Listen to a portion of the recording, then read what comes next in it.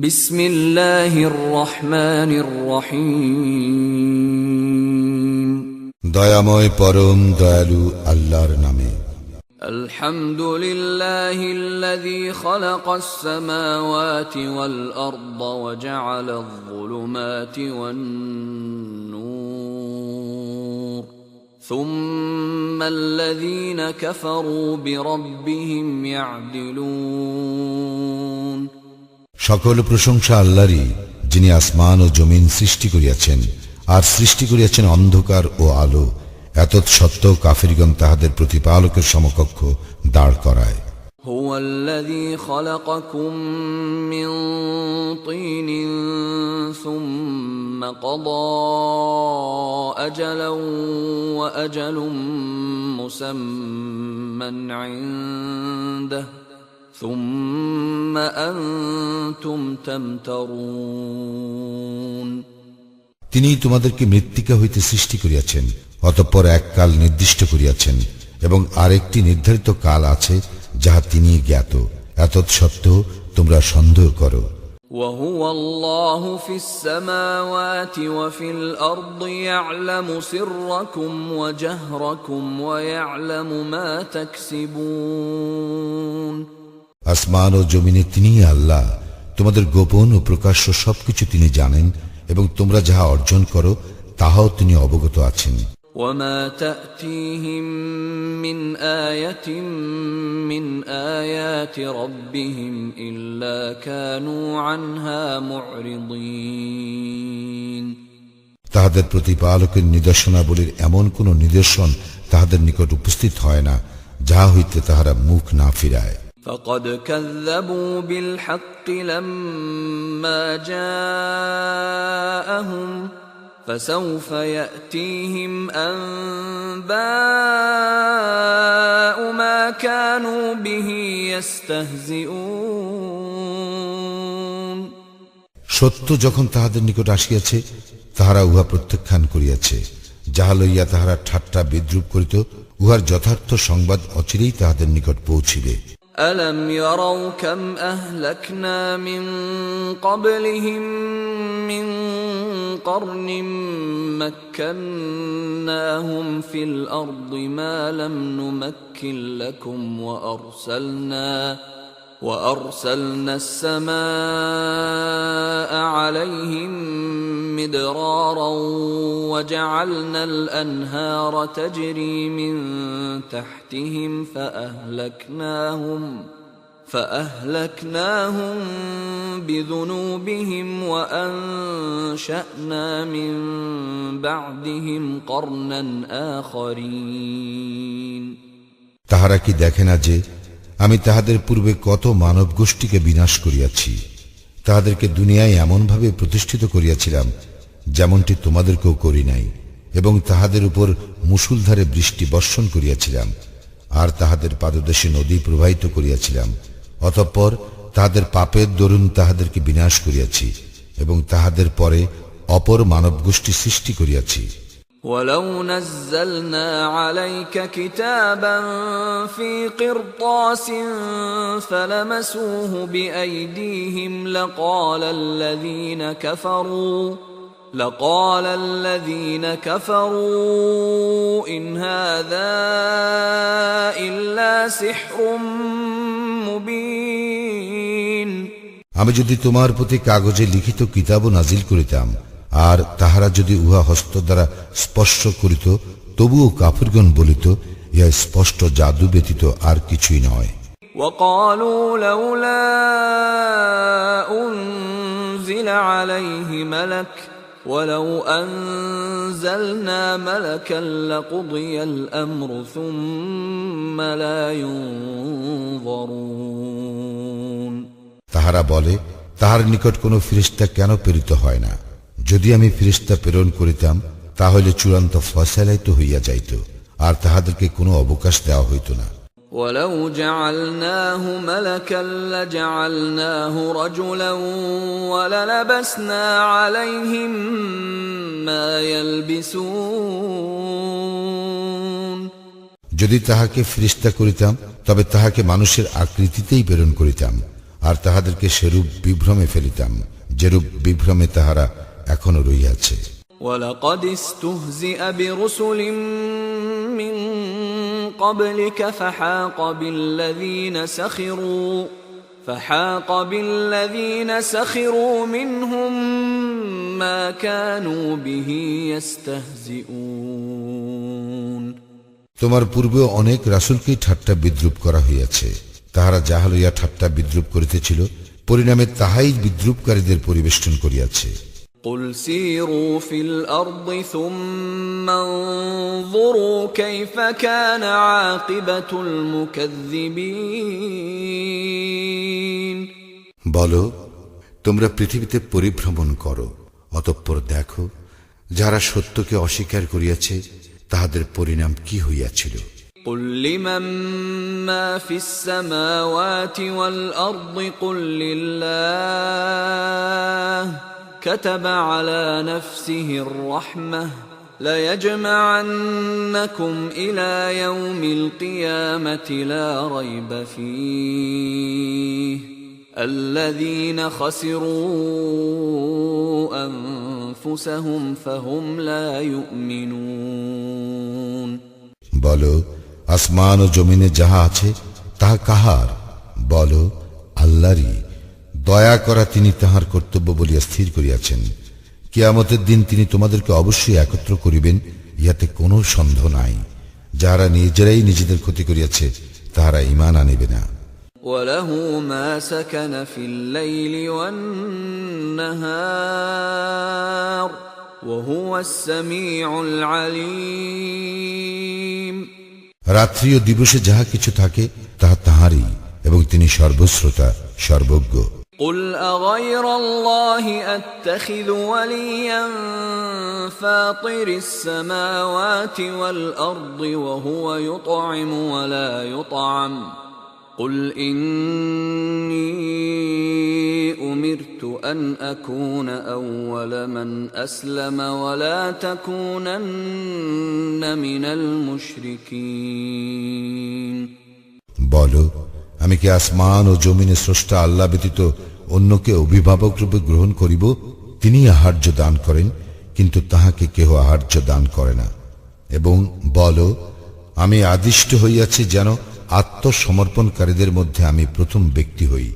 আমাকে আরো আদেশ করা হইয়াছে, তুমি মুশরিকদের অন্তর্ভুক্ত হইও না।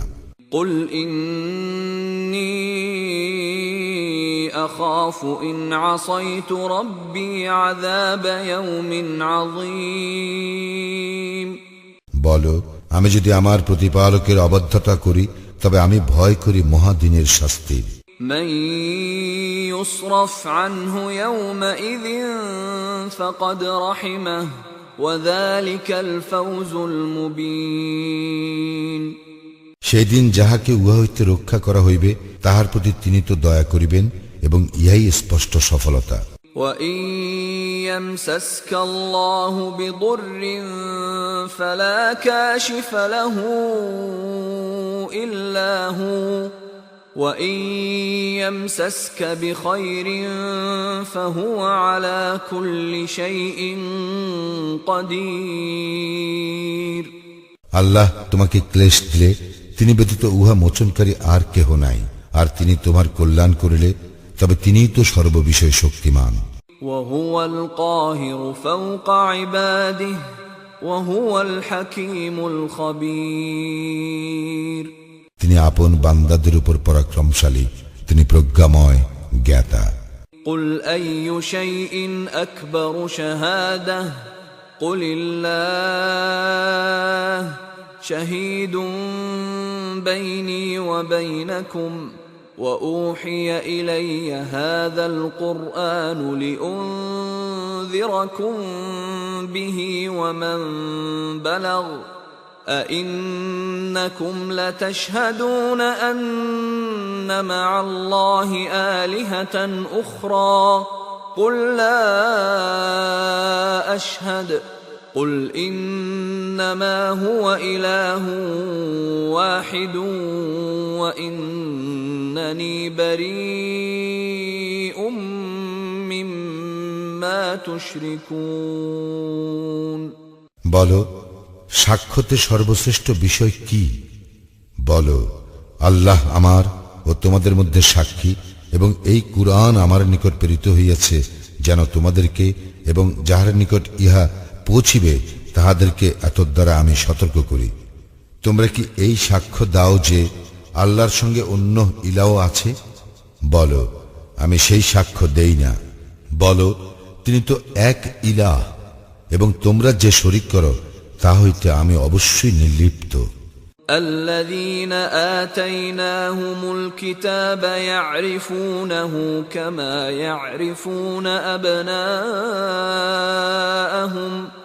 الذين خسروا أنفسهم فهم لا يؤمنون। আমি যাহাদেরকে কিতাব দিয়াছি তাহারা তাহাকে সেইরূপ চেনে যেইরূপ চেনে তাহাদের সন্তানগণকে, যারা নিজেরাই নিজেদের ক্ষতি করিয়াছে, তাহারা বিশ্বাস করিবে না। ومن أظلم ممن افترى على الله كذبا أو كذب بآياته إنه لا يفلح الظالمون। যে ব্যক্তি আল্লাহ সম্বন্ধে মিথ্যা রচনা করে অথবা তাহার নিদর্শনকে প্রত্যাখ্যান করে, তাহার অপেক্ষা অধিক জালিম আর কে? জালিমরা আদৌ সফল কাম হয় না। ويوم نحشرهم جميعا ثم نقول للذين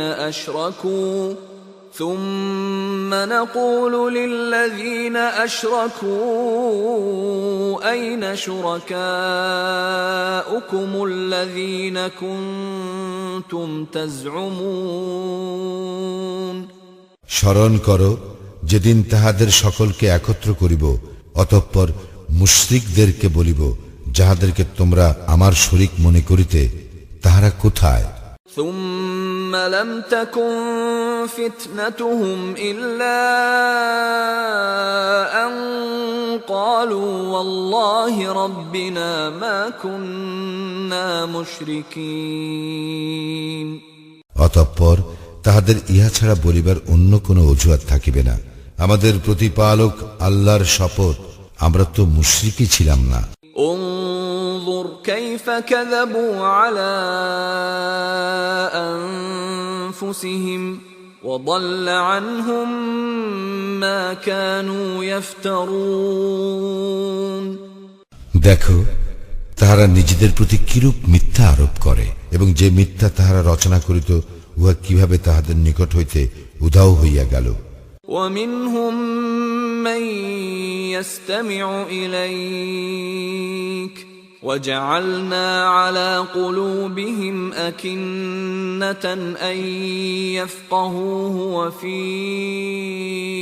آذانهم وقرا وإن يروا كل آية لا يؤمنوا بها حتى إذا جاءوك يجادلونك يقول الذين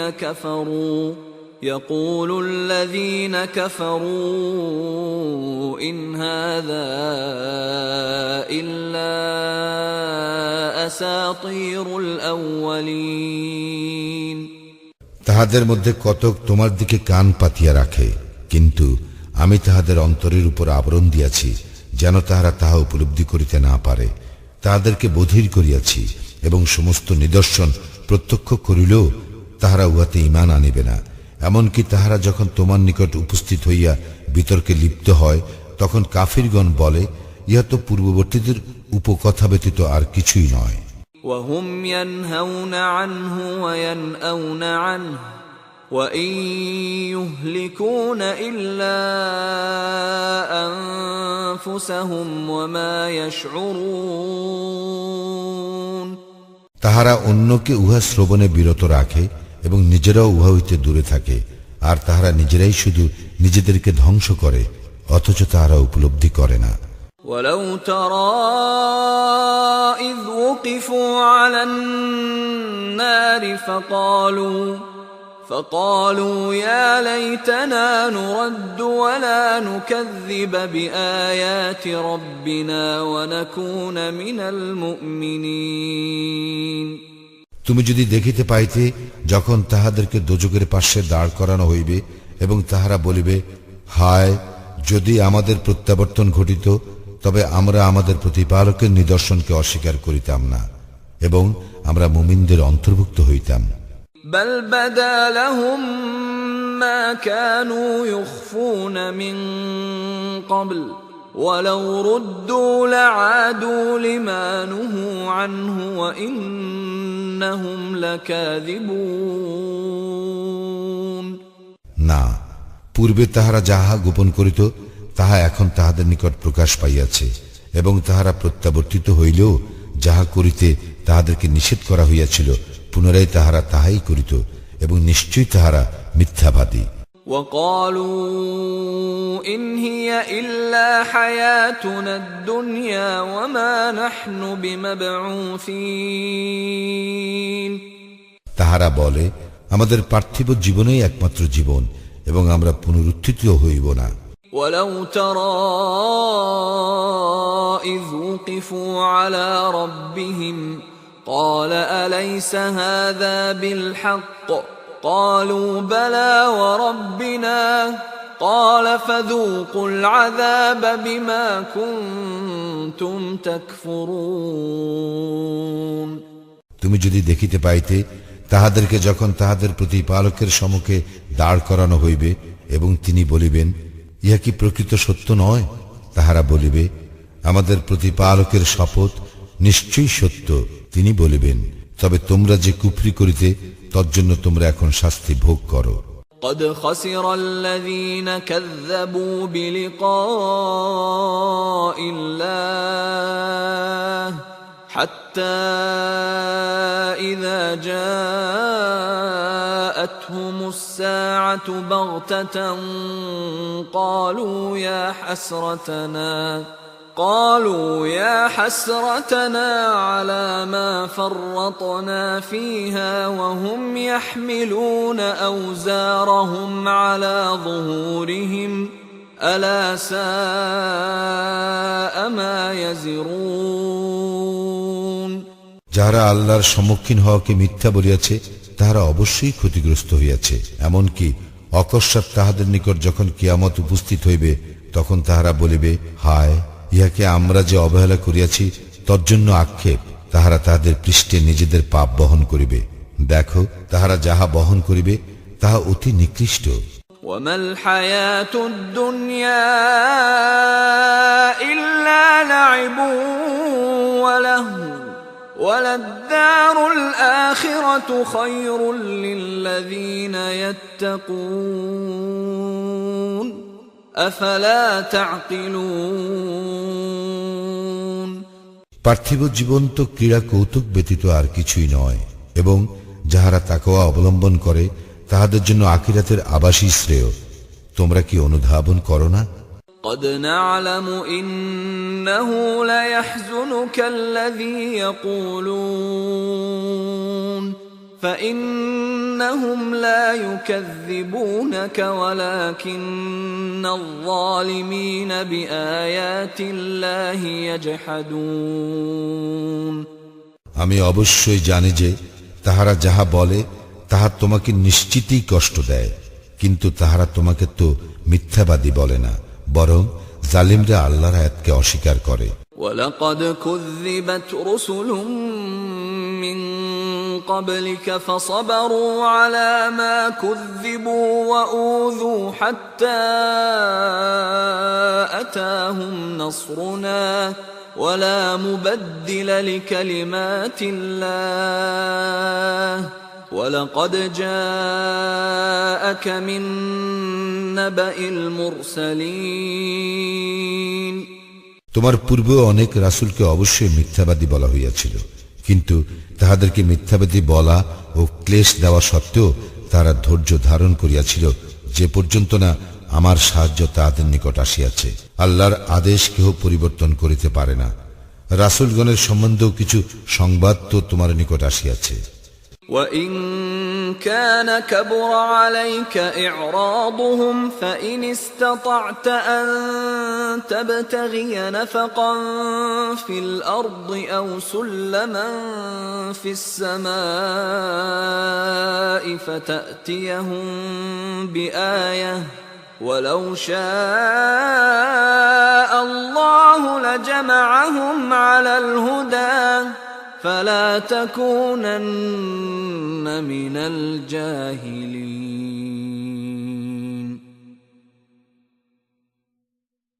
যদি তাহাদের উপেক্ষা তোমার নিকট কষ্টকর হয় তবে পারিলে ভূগর্ভে সুড়ঙ্গ অথবা আকাশের সোপান অন্বেষণ করো এবং তাহাদের নিকট কোনো নিদর্শন আনো। আল্লাহ ইচ্ছা করিলে তাহাদের সকলকে অবশ্যই সৎপথে একত্র করিতেন। সুতরাং তুমি মূর্খদের অন্তর্ভুক্ত হইও না। إنما يستجيب الذين يسمعون والموتى يبعثهم الله ثم إليه يرجعون যাহারা শ্রবণ করে শুধু তাহারাই ডাকে সাড়া দেয়, আর মৃতকে আল্লাহ পুনর্জীবিত করিবেন, অতঃপর তাহার দিকেই তাহারা প্রত্যান্বিত হইবে। وقالوا لولا نزل عليه آية من ربه قل إن الله قادر على أن ينزل آية ولكن أكثرهم لا يعلمون তাহারা বলে, তাহার প্রতিপালকের নিকট হইতে তাহার নিকট কোনো নিদর্শন অবতীর্ণ হয় না কেন? বলো, নিদর্শন নাজিল করিতে আল্লাহ অবশ্যই সক্ষম, কিন্তু তাহাদের অধিকাংশই জানে না। وما من دابة في الأرض ولا طائر يطير بجناحيه إلا أمم أمثالكم ما فرطنا في الكتاب من شيء ثم إلى ربهم يحشرون ভূপৃষ্ঠে বিচরণশীল জীব এবং নিজ ডানার সাহায্যে উড়ন্ত পাখি, তাহারা সকলে তোমাদের মতোই এক একটি জাতি। কিতাবে কোনো কিছুই আমি বাদ দেই নাই, অতঃপর স্বীয় প্রতিপালকের দিকে তাহাদেরকে একত্র করা হইবে। والذين كذبوا بآياتنا صم وبكم في الظلمات من يشاء الله يضلله ومن يشاء يجعله على صراط مستقيم যাহারা আমার আয়াতসমূহকে অস্বীকার করে তাহারা বধির ও মুখ অন্ধকারে রহিয়াছে। যাহাকে ইচ্ছা আল্লাহ বিপদগামী করেন এবং যাহাকে ইচ্ছা তিনি সরল পথে স্থাপন করেন। قل أرأيتكم إن أتاكم عذاب الله أو أتتكم الساعة أغير الله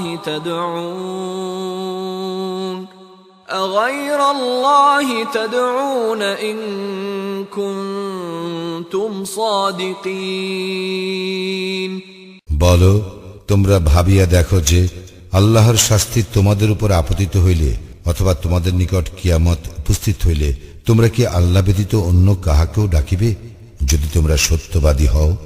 بل إياه تدعون فيكشف ما تدعون إليه إن شاء وتنسون ما تشركون না, তোমরা শুধু তাহাকেই ডাকিবে। তোমরা যে দুঃখের জন্য তাহাকে ডাকিতেছ, তিনি ইচ্ছা করিলে তোমাদের সেই দুঃখ দূর করিবেন, এবং যাহাকে তোমরা তাহার শরীক করিতে তাহা তোমরা বিস্তৃত হইবে। ولقد أرسلنا إلى أمم من قبلك فأخذناهم بالبأساء والضراء لعلهم يتضرعون তোমার পূর্বে আমি বহু জাতির নিকট রাসূল প্রেরণ করিয়াছি, অতঃপর তাহাদেরকে অর্থ সংকট ও দুঃখ ক্লেশ দ্বারা পীড়িত করিয়াছি, যাতে তারা বিনীত হয়। فلولا إذ جاءهم بأسنا تضرعوا ولكن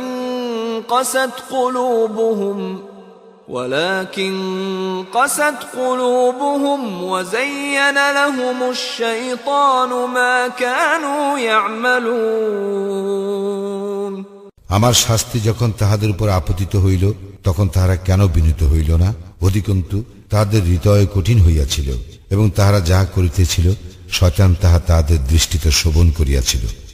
فلما نسوا ما ذكروا به فتحنا عليهم أبواب كل شيء حتى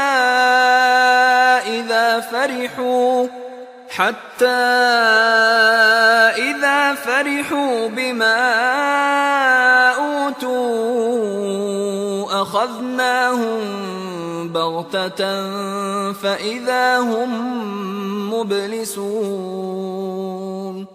তাহাদেরকে যে উপদেশ দেওয়া হয়েছিল, তাহারা যখন তাহা বিস্মৃত হইল, তখন আমি তাহাদের জন্য সমস্ত কিছুর দ্বার উন্মুক্ত করিয়া দিলাম। অবশেষে তাহাদেরকে যাহা দেওয়া হইল, যখন তাহারা তাহাতে উল্লসিত হইল, তখন অকস্মাৎ তাহাদেরকে ধরিলাম, ফলে তখনই তাহারা নিরাশ হইল। فقطع دابر القوم الذين ظلموا والحمد لله رب العالمين। অতঃপর জালিম সম্প্রদায়ের মূলোচ্ছেদ করা হইল, এবং সমস্ত প্রশংসা আল্লাহরই, যিনি জগৎ সমূহের প্রতিপালক। قل أرأيتم إن أخذ الله سمعكم وأبصاركم وختم على قلوبكم من إله غير الله يأتيكم به انظر كيف نصرف الآيات ثم هم يصدفون। বলো, তোমরা কি ভাবিয়া দেখিয়াছ, আল্লাহ যদি তোমাদের শ্রবণ শক্তি ও দৃষ্টি শক্তি কাড়িয়া নেন এবং তোমাদের হৃদয় মোহর করিয়া দেন, তবে আল্লাহ ব্যতীত কোনো ইলা আছে যে তোমাদেরকে এইগুলি ফিরিয়া দিবে? দেখো আমি কিরূপে আয়াতসমূহ বিশদভাবে বর্ণনা করি, এতৎসত্ত্বেও তারা মুখ ফিরাইয়া নেয়। قل أرأيتكم إن أتاكم عذاب الله بغتة أو جهرة هل يهلك إلا القوم الظالمون। বলো, তোমরা কি ভাবিয়া দেখিয়াছ, আল্লাহর শাস্তি অকস্মাৎ অথবা প্রকাশ্যে তোমাদের উপর আপতিত হইলে জালিম সম্প্রদায় ব্যতীত আর কেহ ধ্বংস হইবে কি? وما نرسل المرسلين إلا مبشرين ومنذرين فمن آمن وأصلح فلا خوف عليهم ولا هم يحزنون। আমি রাসূলগণকে তো শুধু সুসংবাদবাহী ও সতর্ককারী রূপেই প্রেরণ করি। কেহ ঈমান আনিলে ও নিজকে সংশোধন করিলে তাহার কোনো ভয় নাই, এবং সে দুঃখিত হইবে না।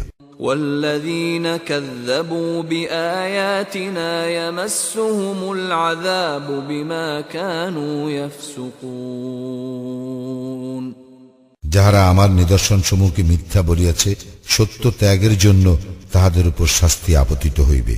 قل لا أقول لكم عندي خزائن الله ولا أعلم الغيب ولا أقول لكم إني ملك إن أتبع إلا ما يوحى إلي قل هل يستوي الأعمى والبصير أفلا تتفكرون। বলো, আমি তোমাদেরকে ইহা বলি না যে আমার নিকট আল্লাহর ধনভাণ্ডার আছে, অদৃশ্য সম্বন্ধ আমি অবগত নই, এবং তোমাদেরকে ইহাও বলি না যে আমি ফিরিস্তা, আমার প্রতি যাহা ওই হয় আমি শুধু তাহারই অনুসরণ করি। বলো, অন্ধ ও চক্ষুষ্মান কি সমান? তোমরা কি অনুধাবন করো না? وَأُنذِرْ بِهِ الَّذِينَ يَخَافُونَ أَن يُحْشَرُوا إِلَى رَبِّهِمْ لَيْسَ لَهُم مِّن دُونِهِ وَلِيٌّ وَلَا شَفِيعٌ لَّعَلَّهُمْ يَتَّقُونَ। তুমি ইহা দ্বারা তাহাদেরকে সতর্ক করিয়া দাও যাহারা ভয় করে যে তাহাদেরকে তাহাদের প্রতিপালকের নিকট সমবেত করা হইবে এমন অবস্থায় যে তিনি ব্যতীত তাহাদের কোনো অভিভাবক বা সুপারিশকারী থাকিবে না, হয়তো তাহারা সাবধান হইবে। وَلَا تَطْرُدِ الَّذِينَ يَدْعُونَ رَبَّهُم بِالْغَدَاةِ وَالْعَشِيِّ يُرِيدُونَ وَجْهَهُ مَا عَلَيْكَ مِنْ حِسَابِهِم مِّن شَيْءٍ وَمَا مِنْ حِسَابِكَ عَلَيْهِم مِّن شَيْءٍ فَتَطْرُدَهُمْ فَتَكُونَ مِنَ الظَّالِمِينَ। যাহারা তাহাদের প্রতিপালককে প্রাতে ও সন্ধ্যায় তাহার সন্তুষ্টি লাভার্থে ডাকে তাহাদেরকে তুমি বিতাড়িত করিও না। তাহাদের কর্মের জবাবদিহির দায়িত্ব তোমার নয় এবং তোমার কোনো কর্মের জবাবদিহির দায়িত্ব তাহাদের নয় যে তুমি তাহাদেরকে বিতাড়িত করিলে তুমি জালিমদের অন্তর্ভুক্ত হইবে। وَكَذَلِكَ فَتَنَّا بَعْضَهُم بِبَعْضٍ لِيَقُولُوا أَهَٰؤُلَاءِ مَنَّ اللَّهُ عَلَيْهِم مِّن بَيْنِنَا أَلَيْسَ اللَّهُ بِأَعْلَمَ بِالشَّاكِرِينَ। আমি এইভাবে তাহাদের এক দলকে অন্য দল দ্বারা পরীক্ষা করিয়াছি যেন তাহারা বলে, আমাদের মধ্যে কি ইহাদের প্রতি আল্লাহ অনুগ্রহ করিলেন? আল্লাহ কি কৃতজ্ঞ লোকদের সম্বন্ধে সবিশেষ অবহিত নন? وَإِذَا جَاءَكَ الَّذِينَ يُؤْمِنُونَ بِآيَاتِنَا فَقُلْ سَلَامٌ عَلَيْكُمْ كَتَبَ رَبُّكُمْ عَلَى نَفْسِهِ الرَّحْمَةَ أَنَّهُ مَنْ عَمِلَ مِنكُمْ سُوءًا بِجَهَالَةٍ ثُمَّ تَابَ مِنْ بَعْدِهِ وَأَصْلَحَ فَأَنَّهُ غَفُورٌ رَحِيمٌ। যাহারা আমার আয়াতসমূহে ঈমান আনে তাহারা যখন তোমার নিকট আসে তখন তাহাদেরকে তুমি বলিও, তোমাদের প্রতি শান্তি বর্ষিত হোক। তোমাদের প্রতিপালক দয়া করা তাহার কর্তব্য বলিয়া স্থির করিয়াছেন। তোমাদের মধ্যে কেউ অজ্ঞাতবশত যদি মন্দ কাজ করে অতঃপর তওবা করে এবং সংশোধন করে তবে তো আল্লাহ ক্ষমাশীল পরম দয়ালু। وَكَذَلِكَ نُفَصِّلُ الْآيَاتِ وَلِتَسْتَبِينَ سَبِيلُ الْمُجْرِمِينَ। এইভাবে আমি আয়াতসমূহ বিশদভাবে বর্ণনা করি আর ইহাতে অপরাধীদের পথ স্পষ্টভাবে প্রকাশ পায়। قُلْ إِنِّي نُهِيتُ أَنْ أَعْبُدَ الَّذِينَ تَدْعُونَ مِن دُونِ اللَّهِ قُلْ لَا أَتَّبِعُ أَهْوَاءَكُمْ قَدْ ضَلَلْتُ إِذًا وَمَا أَنَا مِنَ الْمُهْتَدِينَ। বলো, তোমরা আল্লাহ ব্যতীত যাহাদেরকে আহ্বান করো তাহাদের ইবাদত করিতে আমাকে নিষেধ করা হইয়াছে। বলো, আমি তোমাদের খেয়াল খুশির অনুসরণ করি না, করিলে আমি বিপদগামী হইব এবং সৎপথ প্রাপ্তদের অন্তর্ভুক্ত থাকিব না। قُلْ إِنِّي عَلَى بَيِّنَةٍ مِّن رَّبِّي وَكَذَّبْتُم بِهِ مَا عِندِي مَا تَسْتَعْجِلُونَ بِهِ إِنِ الْحُكْمُ إِلَّا لِلَّهِ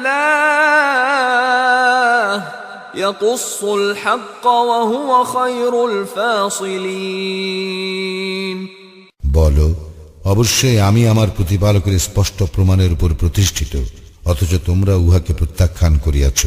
তোমরা যাহা সত্তর চাহিতেছ তাহা আমার নিকট নাই।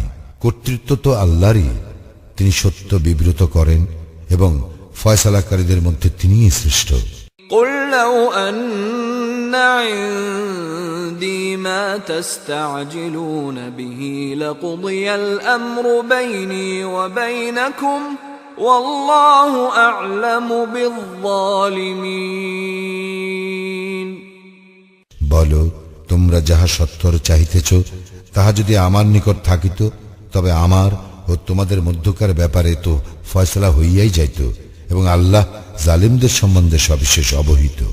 وعنده مفاتح الغيب لا يعلمها إلا هو ويعلم ما في البر والبحر وما تسقط من ورقة إلا يعلمها ولا حبة في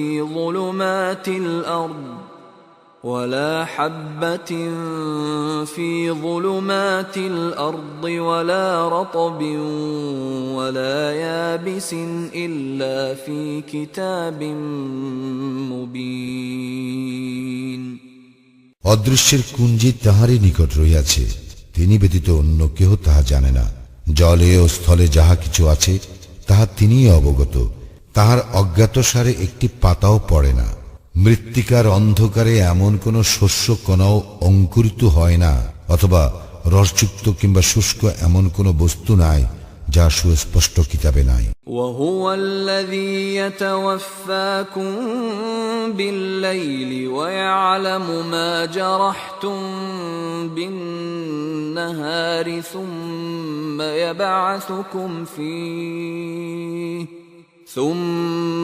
يبعثكم فيه ليقضى أجل مسمى ثم إليه مرجعكم ثم ينبئكم بما كنتم تعملون তিনি রাত্রেকালে তোমাদের মৃত্যু ঘটান এবং দিবসে তোমরা যাহা করো তাহা তিনি জানেন।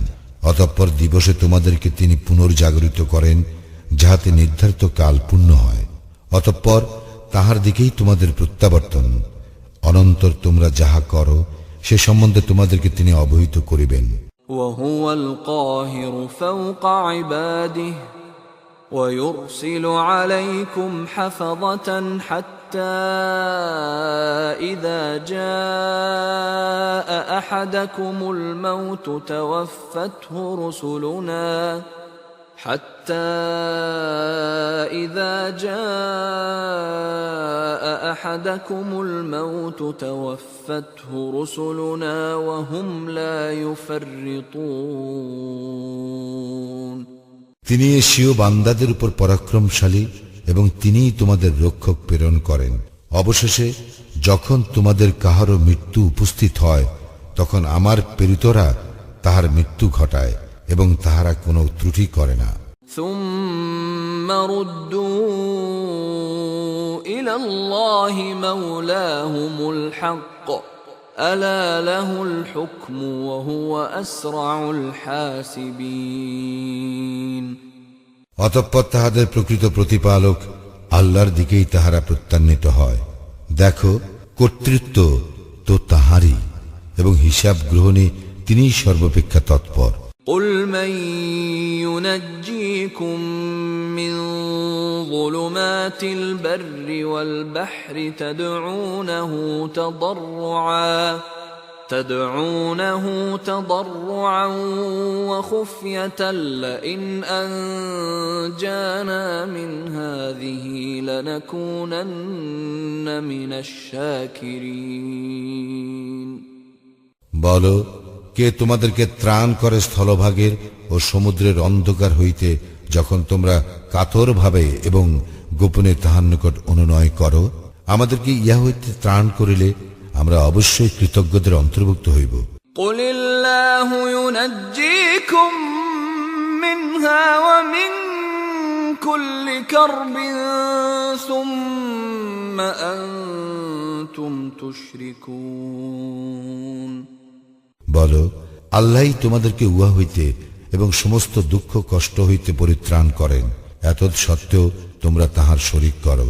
قل هو القادر على أن يبعث عليكم عذابا من فوقكم أو من تحت أرجلكم أو يلبسكم شيعا ويذيق بعضكم بأس بعض انظر كيف نصرف الآيات لعلهم يفقهون বলো, তোমাদের ঊর্ধ্বদেশ অথবা পাদদেশ হইতে শাস্তি প্রেরণ করিতে, অথবা তোমাদেরকে বিভিন্ন দলে বিভক্ত করিতে, অথবা এক দলকে অপর দলের সংঘর্ষের আস্বাদ গ্রহণ করাইতে তিনিই সক্ষম। দেখো আমি কিরূপে বিভিন্ন প্রকারে আয়াতসমূহ বিব্রত করি, যাতে তারা অনুধাবন করে।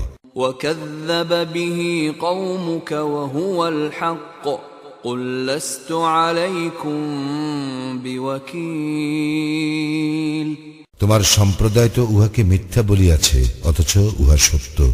বলো, আমি তোমাদের কার্যনির্বাহক নই। لكل نبأ مستقر وسوف تعلمون প্রত্যেক বার্তার জন্য নির্ধারিত কাল রহিয়াছে এবং শীঘ্রই তোমরা অবহিত হইবে। وَإِذَا رَأَيْتَ الَّذِينَ يَخُوضُونَ فِي آيَاتِنَا فَأَعْرِضْ عَنْهُمْ حَتَّى يَخُوضُوا فِي حَدِيثٍ غَيْرِهِ وَإِمَّا يُنْسِيَنَّكَ الشَّيْطَانُ فَلَا تَقْعُدْ بَعْدَ الذِّكْرَى مَعَ الْقَوْمِ الظَّالِمِينَ তুমি যখন দেখো তাহারা আমার আয়াত সমূহ সম্বন্ধে উপহাসমূলক আলোচনায় মগ্ন হয়, তখন তুমি তাহাদের হইতে সরিয়া পড়িবে, যে পর্যন্ত না তাহারা অন্য প্রসঙ্গে প্রবৃত্ত হয়। এবং শয়তান যদি তোমাকে ভ্রমে ফেলে, তবে স্মরণ হওয়ার পরে জালিম সম্প্রদায়ের সঙ্গে বসিবে না। وَمَا عَلَى الَّذِينَ يَتَّقُونَ مِنْ حِسَابِهِمْ مِنْ شَيْءٍ ولكن ذِكْرَى لَعَلَّهُمْ يَتَّقُونَ উহাদের কর্মের জবাবদিহির দায়িত্ব তাহাদের নয়, যাহারা তাকওয়া অবলম্বন করে, তবে উপদেশ দেওয়া তাহাদের কর্তব্য, যাতে উহারাও তাকওয়া অবলম্বন করে। وَذَرِ الَّذِينَ اتَّخَذُوا دِينَهُمْ لَعِبًا وَلَهْوًا وَغَرَّتْهُمُ الْحَيَاةُ الدُّنْيَا وَذَكِّرْ بِهِ أَن تُبْسَلَ نَفْسٌ بِمَا كَسَبَتْ لَيْسَ لَهَا مِن دُونِ اللَّهِ وَلِيٌّ وَلَا شَفِيعٌ ليس لها من دون الله ولي ولا شفيع وإن تعدل كل عدل لا يؤخذ منها أولئك الذين أبسلوا بما كسبوا لهم شراب من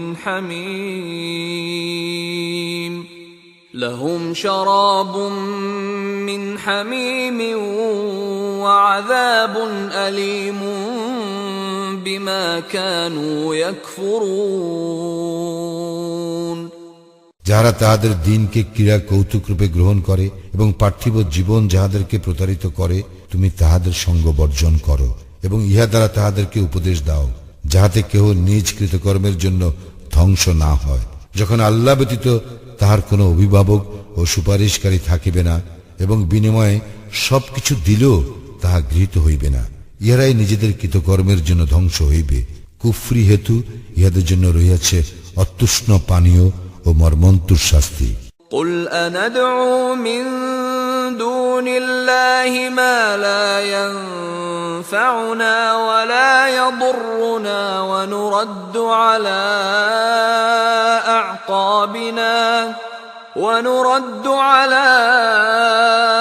أعقابنا بعد إذ هدانا الله كالذي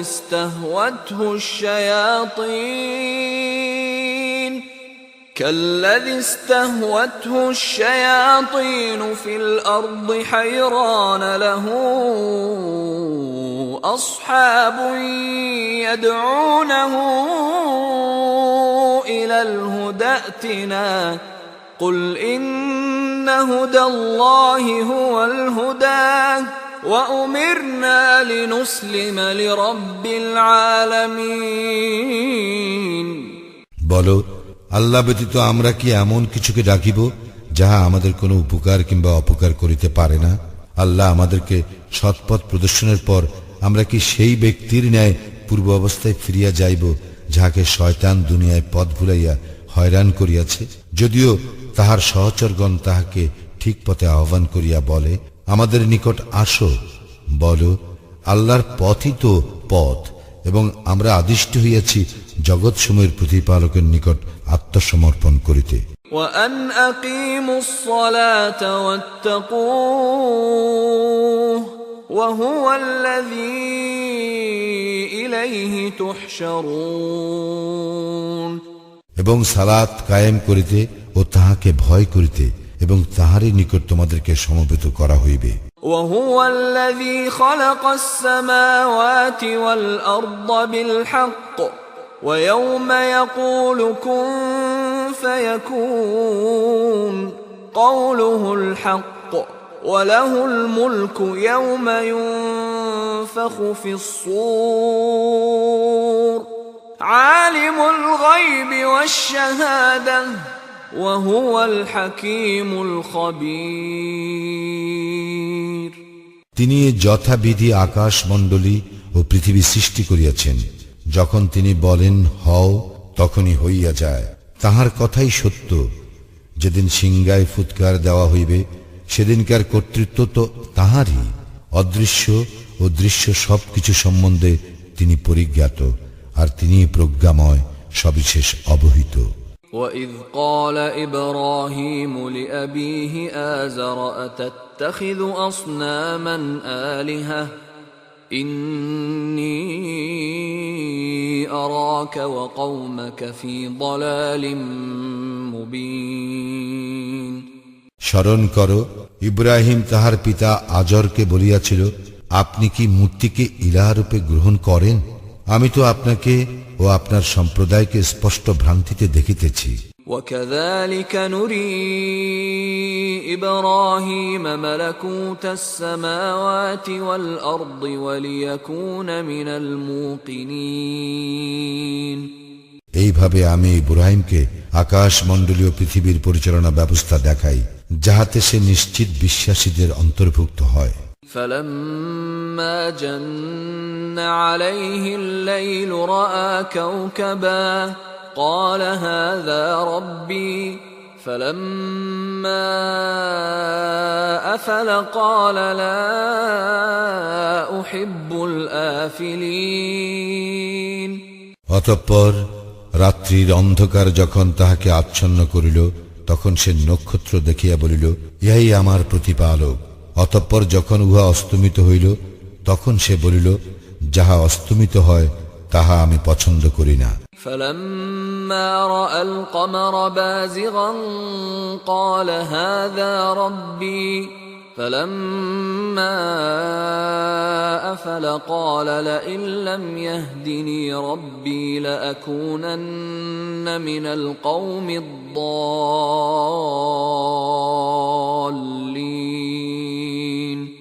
অতঃপর যখন সে চন্দ্রকে সমুজ্জ্বল রূপে উদিত হইতে দেখিল, তখন বলিল, ইহা আমার প্রতিপালক। যখন ইহাও অস্তমিত হইল, তখন বলিল, আমাকে আমার প্রতিপালক সৎপথ প্রদর্শন না করিলে আমি অবশ্যই পথভ্রষ্টদের অন্তর্ভুক্ত হইব। فَلَمَّا رَأَى الشَّمْسَ بَازِغَةً قَالَ هَذَا رَبِّي هَذَا أَكْبَرُ فَلَمَّا أَفَلَتْ قَالَ يَا قَوْمِ إِنِّي بَرِيءٌ مِّمَّا تُشْرِكُونَ অতঃপর যখন সে সূর্যকে দীপ্তিমান রূপে উদিত হইতে দেখিল, তখন বলিল, ইহা আমার প্রতিপালক, ইহা সর্ববৃহৎ। যখন ইহাও অস্তমিত হইল, তখন সে বলিল, হে আমার সম্প্রদায়, তোমরা যাহাকে আল্লাহর শরীক করো তাহার সঙ্গে আমার কোনো সংস্রব নাই। إني وجهت وجهي للذي فطر السماوات والأرض حنيفا وما أنا من المشركين। আমি একনিষ্ঠভাবে তাহার দিকে মুখ ফিরাইতেছি, যিনি আকাশ মণ্ডলী ও পৃথিবী সৃষ্টি করিয়াছেন, এবং আমি মুশরিকদের অন্তর্ভুক্ত নই। وحاجه قومه قال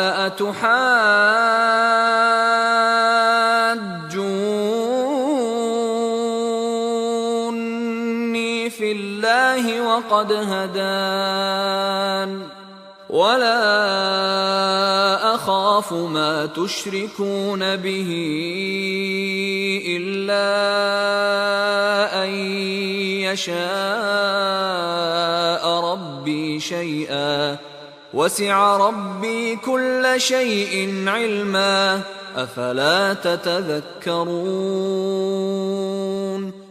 তাহার সম্প্রদায় তাহার সঙ্গে বিতর্কে লিপ্ত হইল। সে বলিল, তোমরা কি আল্লাহ সম্বন্ধে আমার সঙ্গে বিতর্কে লিপ্ত হইবে? তিনি তো আমাকে সৎপথে পরিচালিত করিয়াছেন। আমার প্রতিপালক অন্যবিধ ইচ্ছা না করিলে তোমরা যাহাকে তাহার শরীক করো তাহাকে আমি ভয় করি না। সবকিছুই আমার প্রতিপালকের জ্ঞানায়ত্ত। তবে কি তোমরা অনুধাবন করিবে না? وكيف أخاف ما أشركتم ولا تخافون أنكم أشركتم بالله ما لم ينزل به عليكم سلطانا فأي الفريقين أحق بالأمن إن كنتم تعلمون। তোমরা যাকে আল্লাহর শরীক করো আমি তাহাকে কিরূপে ভয় করিব, অথচ তোমরা আল্লাহর শরীক করিতে ভয় করো না, যে বিষয়ে তিনি তোমাদেরকে কোনো সনদ দেন নাই। সুতরাং যদি তোমরা জানো তবে বলো, দুই দলের মধ্যে কোন দল নিরাপত্তা লাভের বেশি হকদার?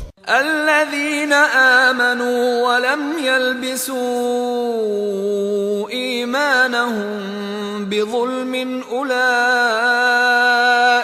لهم الأمن وهم মুহতাদুন। যাহারা ঈমান আনিয়াছে এবং তাহাদের ঈমানকে জুলুম দ্বারা কলুষিত করে নাই, নিরাপত্তা তাহাদেরই জন্য এবং তাহারাই সৎপথ প্রাপ্ত। وتلك حجتنا آتيناها إبراهيم على قومه نرفع درجات من نشاء إن ربك حكيم عليم। আর ইহা আমার যুক্তি প্রমাণ যাহা ইব্রাহিমকে দিয়াছিলাম তার সম্প্রদায়ের মোকাবিলায়। আমি যাহাকে ইচ্ছা মর্যাদায় উন্নীত করি, নিশ্চয়ই তোমার প্রতিপালক প্রজ্ঞাময়, সর্বজ্ঞ। ووهبنا له إسحاق ويعقوب كلا هدينا ونوحا هدينا من قبل ومن ذريته داود وسليمان وأيوب ويوسف وموسى وهارون وكذلك نجزي المحسنين। আর আমি তাহাকে দান করিয়াছিলাম ইসহাক ও ইয়াকুব, ইহাদের প্রত্যেককে সৎপথে পরিচালিত করিয়াছিলাম। পূর্বে নূহকে সৎপথে পরিচালিত করিয়াছিলাম এবং তাহার বংশধর দাউদ, সুলাইমান ও আইয়ুব, ইউসুফ, মূসা ও হারুনকেও আর এইভাবেই সৎকর্মপরায়ণদের পুরস্কৃত করি। وزكريا ويحيى وعيسى وإلياس كل من الصالحين। এবং জাকারিয়া, ইয়াহিয়া, ঈসা এবং ইলিয়াসকেও সৎপথে পরিচালিত করিয়াছিলাম। ইহারা সকলেই সজ্জনদের অন্তর্ভুক্ত। وإسماعيل واليسع ويونس ولوطا وكلا فضلنا على العالمين।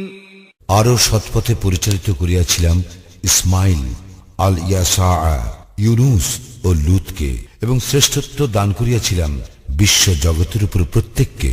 ومن آبائهم وذرياتهم وإخوانهم واجتبيناهم وهديناهم إلى صراط مستقيم এবং ইহাদের পিতৃপুরুষ বংশধর ও ভাতৃবৃন্দের কতককে আমি তাহাদেরকে মনোনীত করিয়াছিলাম এবং সরল পথে পরিচালিত করিয়াছিলাম। ذلك هدى الله يهدي به من يشاء من عباده ولو أشركوا لحبط عنهم ما كانوا يعملون ইহা আল্লাহর হিদায়েত, স্বীয় বান্দাদের মধ্যে যাহাকে ইচ্ছা তিনি ইহার দ্বারা সৎপথে পরিচালিত করেন। তাহারা যদি শিরক করিত তবে তাহাদের কৃতকর্ম নিষ্ফল হইতই। أولئك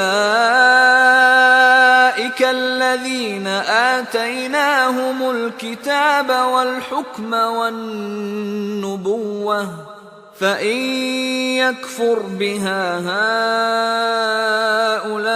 هؤلاء فقد وكلنا بها قوما ليسوا بها بكافرين আমি উহাদেরকেই কিতাব, কর্তৃত্ব ও নবুয়াত দান করিয়াছি।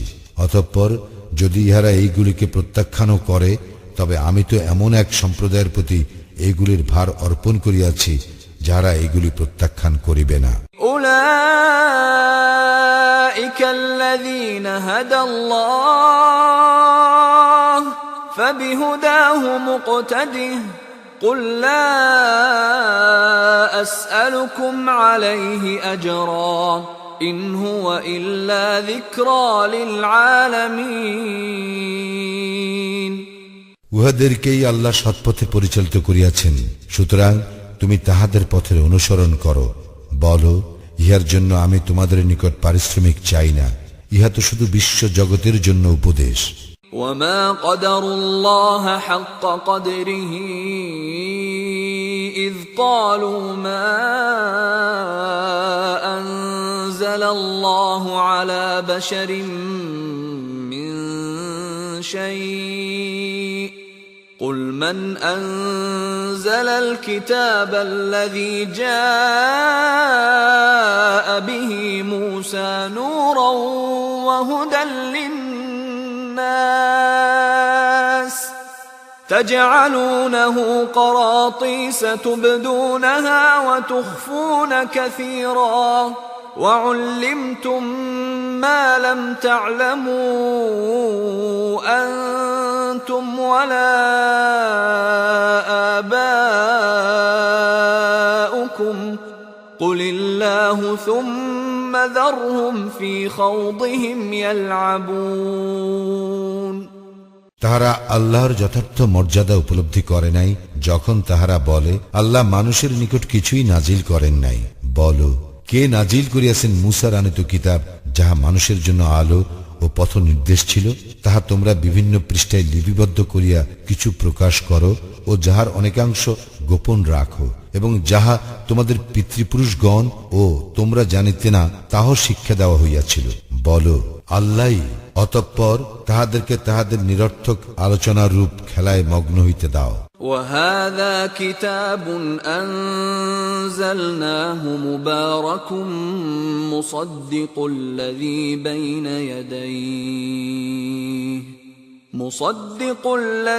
بين يديه ولتنذر أم القرى ومن حولها والذين يؤمنون بالآخرة يؤمنون به وهم على صلاتهم يحافظون আমি এই কল্যাণময় কিতাব নাজিল করিয়াছি যাহা উহার পূর্বেকার কিতাবের প্রত্যয়নকারী, এবং যাহা দ্বারা তুমি মক্কা ও উহার চতুষ্পাশের লোকদেরকে সতর্ক করো। যাহারা আখিরাতে বিশ্বাস করে তাহারা উহাতে বিশ্বাস করে এবং তাহারা তাহাদের সালাতের হেফাজত করে। ومن أظلم ممن افترى على الله كذبا أو قال أوحي إلي ولم يوح إليه شيء ومن قال سأنزل مثل ما أنزل الله ولو ترى إذ الظالمون في غمرات الموت والملائكة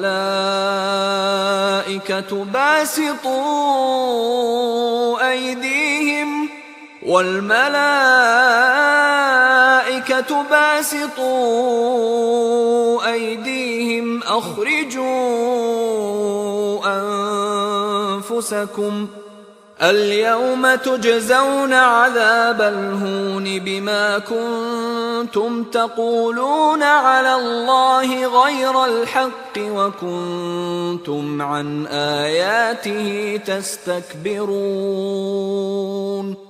তাহার চেয়ে বড় জালিম আর কে, যে আল্লাহ সম্বন্ধে মিথ্যা রচনা করে কিংবা বলে আমার নিকট ওহী হয়, যদিও তাহার প্রতি নাজিল হয় না, এবং যে বলে আল্লাহ যাহা নাজিল করিয়াছেন আমিও উহার অনুরূপ নাজিল করিব। যদি তুমি দেখিতে পাইতে যখন জালিমরা মৃত্যু যন্ত্রণায় রহিবে এবং ফেরেশতাগণ হাত বাড়াইয়া বলিবে তোমাদের প্রাণ বাহির করো, তোমরা আল্লাহর সম্বন্ধে অন্যায় বলিতে ও তাহার বিধান সম্বন্ধে ঔদ্ধত্য প্রকাশ করিতে, সেই জন্য আজ তোমাদেরকে অবমাননাকর শাস্তি দেওয়া হইবে। وَلَقَدْ جِئْتُمُونَا فُرَادَى كَمَا خَلَقْنَاكُمْ أَوَّلَ مَرَّةٍ وَتَرَكْتُمْ مَا خَوَّلْنَاكُمْ وَرَاءَ ظُهُورِكُمْ وَمَا نَرَى مَعَكُمْ شُفَعَاءَكُمُ الَّذِينَ زَعَمْتُمْ أَنَّهُمْ فِيكُمْ شُرَكَاءُ لَقَدْ تَقَطَّعَ بَيْنَكُمْ وَضَلَّ عَنكُمْ مَا كُنتُمْ تَزْعُمُونَ তোমরা তো আমার নিকট নিঃসঙ্গ অবস্থায় আসিয়াছ, যেমন আমি প্রথমে তোমাদেরকে সৃষ্টি করিয়াছিলাম। তোমাদেরকে যাহা দিয়াছিলাম তাহা তোমরা পশ্চাতে ফেলিয়া আসিয়াছ। তোমরা যাহাদেরকে তোমাদের ব্যাপারে শরীক মনে করিতে, তোমাদের সেই সুপারিশকারীগণকেও তোমাদের সঙ্গে দেখিতেছি না। তোমাদের মধ্যকার সম্পর্ক অবশ্যই ছিন্ন হইয়াছে এবং তোমরা যাহা ধারণা করিয়াছিলে তাহাও নিষ্ফল হইয়াছে। ইন্নাল্লাহা ফালিকুল হাব্বি ওয়ান নাওয়া ইখরিজুল হাইয়্যা মিনাল মাইয়িতি ওয়া মুখরিজুল মাইয়িতি মিনাল হাইয়্য যালিকুমুল্লাহ ফাআন্না তুফাকুন।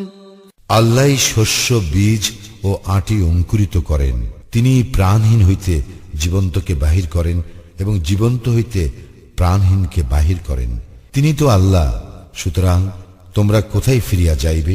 ফালিকুল ইসবাহি ওয়া জাআলাল লাইলা সাকানান ওয়াশ-শামসা ওয়াল কমারা হুসবানা যালিকা তাকদীরুল আজিজিল আলীম। তিনি উষার উন্মেষ ঘটান, তিনি বিশ্রামের জন্য রাত্রি এবং গণনার জন্য সূর্য ও চন্দ্র সৃষ্টি করিয়াছেন। এ সবই পরাক্রমশালী সর্বজ্ঞের নিরূপণ। وهو الذي جعل لكم النجوم لتهتدوا بها في ظلمات البر والبحر قد فصلنا الآيات لقوم يعلمون। তিনি তোমাদের জন্য নক্ষত্র সৃষ্টি করিয়াছেন যেন তদ্বারা স্থলের ও সমুদ্রের অন্ধকারে তোমরা পথ পাও। জ্ঞানী সম্প্রদায়ের জন্য আমি তো নিদর্শন বিশদভাবে বিবৃত করিয়াছি। وهو الذي أنشأكم من نفس واحدة فمستقر ومستودع قد فصلنا الآيات لقوم يفقهون। তিনি তোমাদেরকে একই ব্যক্তি হইতে সৃষ্টি করিয়াছেন এবং তোমাদের জন্য দীর্ঘ ও স্বল্পকালীন বাসস্থান রইয়াছে। অনুধাবনকারী সম্প্রদায়ের জন্য আমি তো নিদর্শন সমূহ বিশদভাবে বিবৃত করিয়াছি। وهو الذي أنزل من السماء ماء فأخرجنا به نبات كل شيء فأخرجنا منه خضرا نخرج منه حبا متراكبا ومن النخل من طلعها قنوان دانية وجنات من أعناب والزيتون والرمان مشتبها وغير متشابه انظروا إلى ثمره إذا أثمر وينعه إن في ذلكم لآيات لقوم يؤمنون তিনি আকাশ হইতে বাড়ি বর্ষণ করেন, অতঃপর উহা দ্বারা আমি সর্বপ্রকার উদ্ভিদের চারা উদ্গম করি, অনন্তর উহা হইতে সবুজ পাতা উদ্গত করি, পরে উহা হইতে ঘন সন্নিবিষ্ট শস্যদানা উৎপাদন করি এবং খেজুর বৃক্ষের মাথি হইতে ঝুলন্ত কাঁদি বাহির করি, আর আঙ্গুরের উদ্যান সৃষ্টি করি এবং জাইতুন ও দাড়িম্ব, ইহারা একে অন্যের সদৃশ এবং বিসদৃশ। লক্ষ্য করো উহার ফলের প্রতি, যখন উহা ফলবান হয়, এবং উহার পরিপক্কতা প্রাপ্তির প্রতি। মুমিন সম্প্রদায়ের জন্য উহাতে অবশ্যই নিদর্শন রহিয়াছে। وَجَعَلُوا لِلَّهِ شُرَكَاءَ الْجِنَّ وَخَلَقَهُمْ وَخَرَقُوا لَهُ بَنِينَ وَبَنَاتٍ بِغَيْرِ عِلْمٍ سُبْحَانَهُ وَتَعَالَى عَمَّا يَصِفُونَ। তাহারা জিনকে আল্লাহ শরীক করে, অথচ তিনি ইহাদেরকে সৃষ্টি করিয়াছেন, এবং উহারা অজ্ঞতাবশত আল্লাহর প্রতি পুত্র কন্যা আরোপ করে। তিনি পবিত্র, মহিমান্বিত, এবং উহারা যাহা বলে তিনি তাহার ঊর্ধ্বে। بديع السماوات والأرض أنى يكون له ولد ولم تكن له صاحبة وخلق كل شيء وهو بكل شيء عليم। তিনি আসমান ও জমিনের স্রষ্টা, তাহার সন্তান হইবে কিরূপে? তাহার তো কোনো স্ত্রী নাই। তিনি তো সমস্ত কিছু সৃষ্টি করিয়াছেন এবং প্রত্যেক বস্তুর সম্বন্ধে তিনি সবিশেষ অবহিত। যালিকুমুল্লাহু রাব্বুকুম লা ইলাহা ইল্লা হু খালিকু কুল্লি শাইইন ফা'বুদুহু ওয়া হুয়া আলা কুল্লি শাইইন ওয়াকিল। তিনি তো আল্লাহ, তোমাদের প্রতিপালক, তিনি ব্যতীত কোনো ইলাহ নাই, তিনি সবকিছুর স্রষ্টা, সুতরাং তোমরা তাহার ইবাদত করো, তিনি সবকিছুর তত্ত্বাবধায়ক। লা তুদরিকুহুল আবসার ওয়া হুয়া ইউদরিকুল আবসার ওয়া হুয়াল লাতীফুল খাবীর। দৃষ্টি তাহাকে অবধারণ করিতে পারে না, কিন্তু তিনি অবধারণ করেন সকল দৃষ্টি, এবং তিনি এ সূক্ষ্মদর্শী, সম্যক পরিজ্ঞাত। قد جاءكم بصائر من ربكم فمن أبصر فلنفسه ومن عمي فعليها وما أنا عليكم بحفيظ। তোমাদের প্রতিপালকের নিকট হইতে তোমাদের নিকট স্পষ্ট প্রমাণ অবশ্যই আসিয়াছে, সুতরাং কেহ উহা দেখিলে উহা দ্বারা সে নিজেই লাভবান হইবে, আর কেহ না দেখিলে তাহাতে সে নিজেই ক্ষতিগ্রস্ত হইবে। আমি তোমাদের সংরক্ষক নই। وَكَذَلِكَ نُصَرِّفُ الْآيَاتِ وَلِيَقُولُوا دَرَسْتَ وَلِنُبَيِّنَهُ لِقَوْمٍ يَعْلَمُونَ। আমি এইভাবে নির্দেশনাবলী বিভিন্ন প্রকারে বিবৃত করি, ফলে উহারা বলে, তুমি পড়িয়া লইয়াছ, কিন্তু আমি তো সুস্পষ্টভাবে বিবৃত করি জ্ঞানী সম্প্রদায়ের জন্য। ইত্তাবি' মা উহিয়া ইলাইকা মির রাব্বিকা লা ইলাহা ইল্লা হু ওয়া আ'রিদ আনিল মুশরিকিন। তোমার প্রতিপালকের নিকট হইতে তোমার প্রতি যাহা ওহী হয় তুমি তাহারই অনুসরণ করো, তিনি ব্যতীত অন্য কোনো ইলাহ নাই, এবং মুশরিকদের হইতে মুখ ফিরাইয়া লও। ولو شاء الله ما أشركوا وما جعلناك عليهم حفيظا وما أنت عليهم بوكيل। আল্লাহ যদি ইচ্ছা করিতেন তবে তাহারা শিরক করিত না এবং তোমাকে তাহাদের জন্য রক্ষক নিযুক্ত করি নাই, আর তুমি তাহাদের অভিভাবক নও। ولا تسبوا الذين يدعون من دون الله فيسبوا الله عدوا بغير علم كذلك زينا لكل أمة عملهم ثم إلى ربهم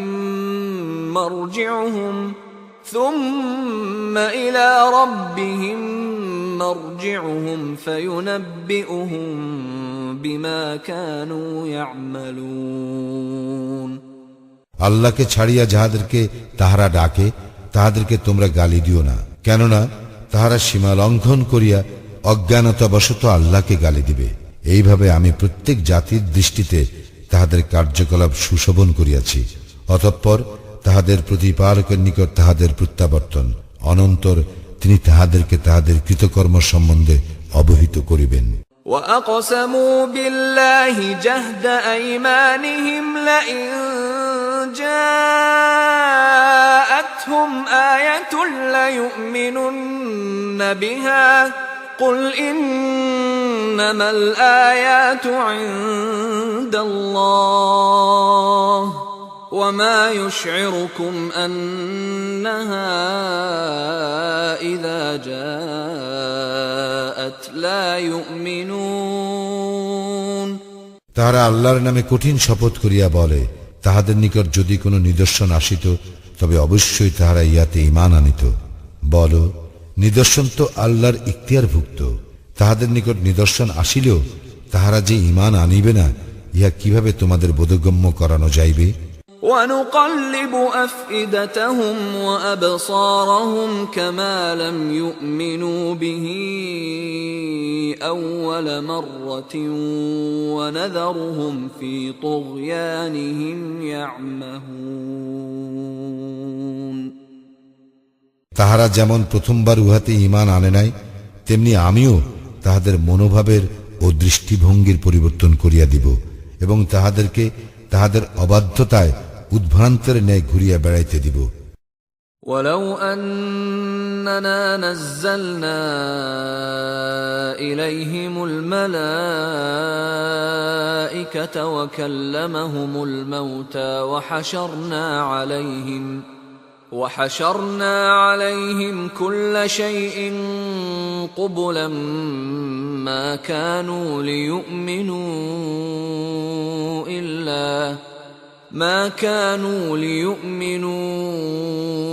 إِلَّا أَن يَشَاءَ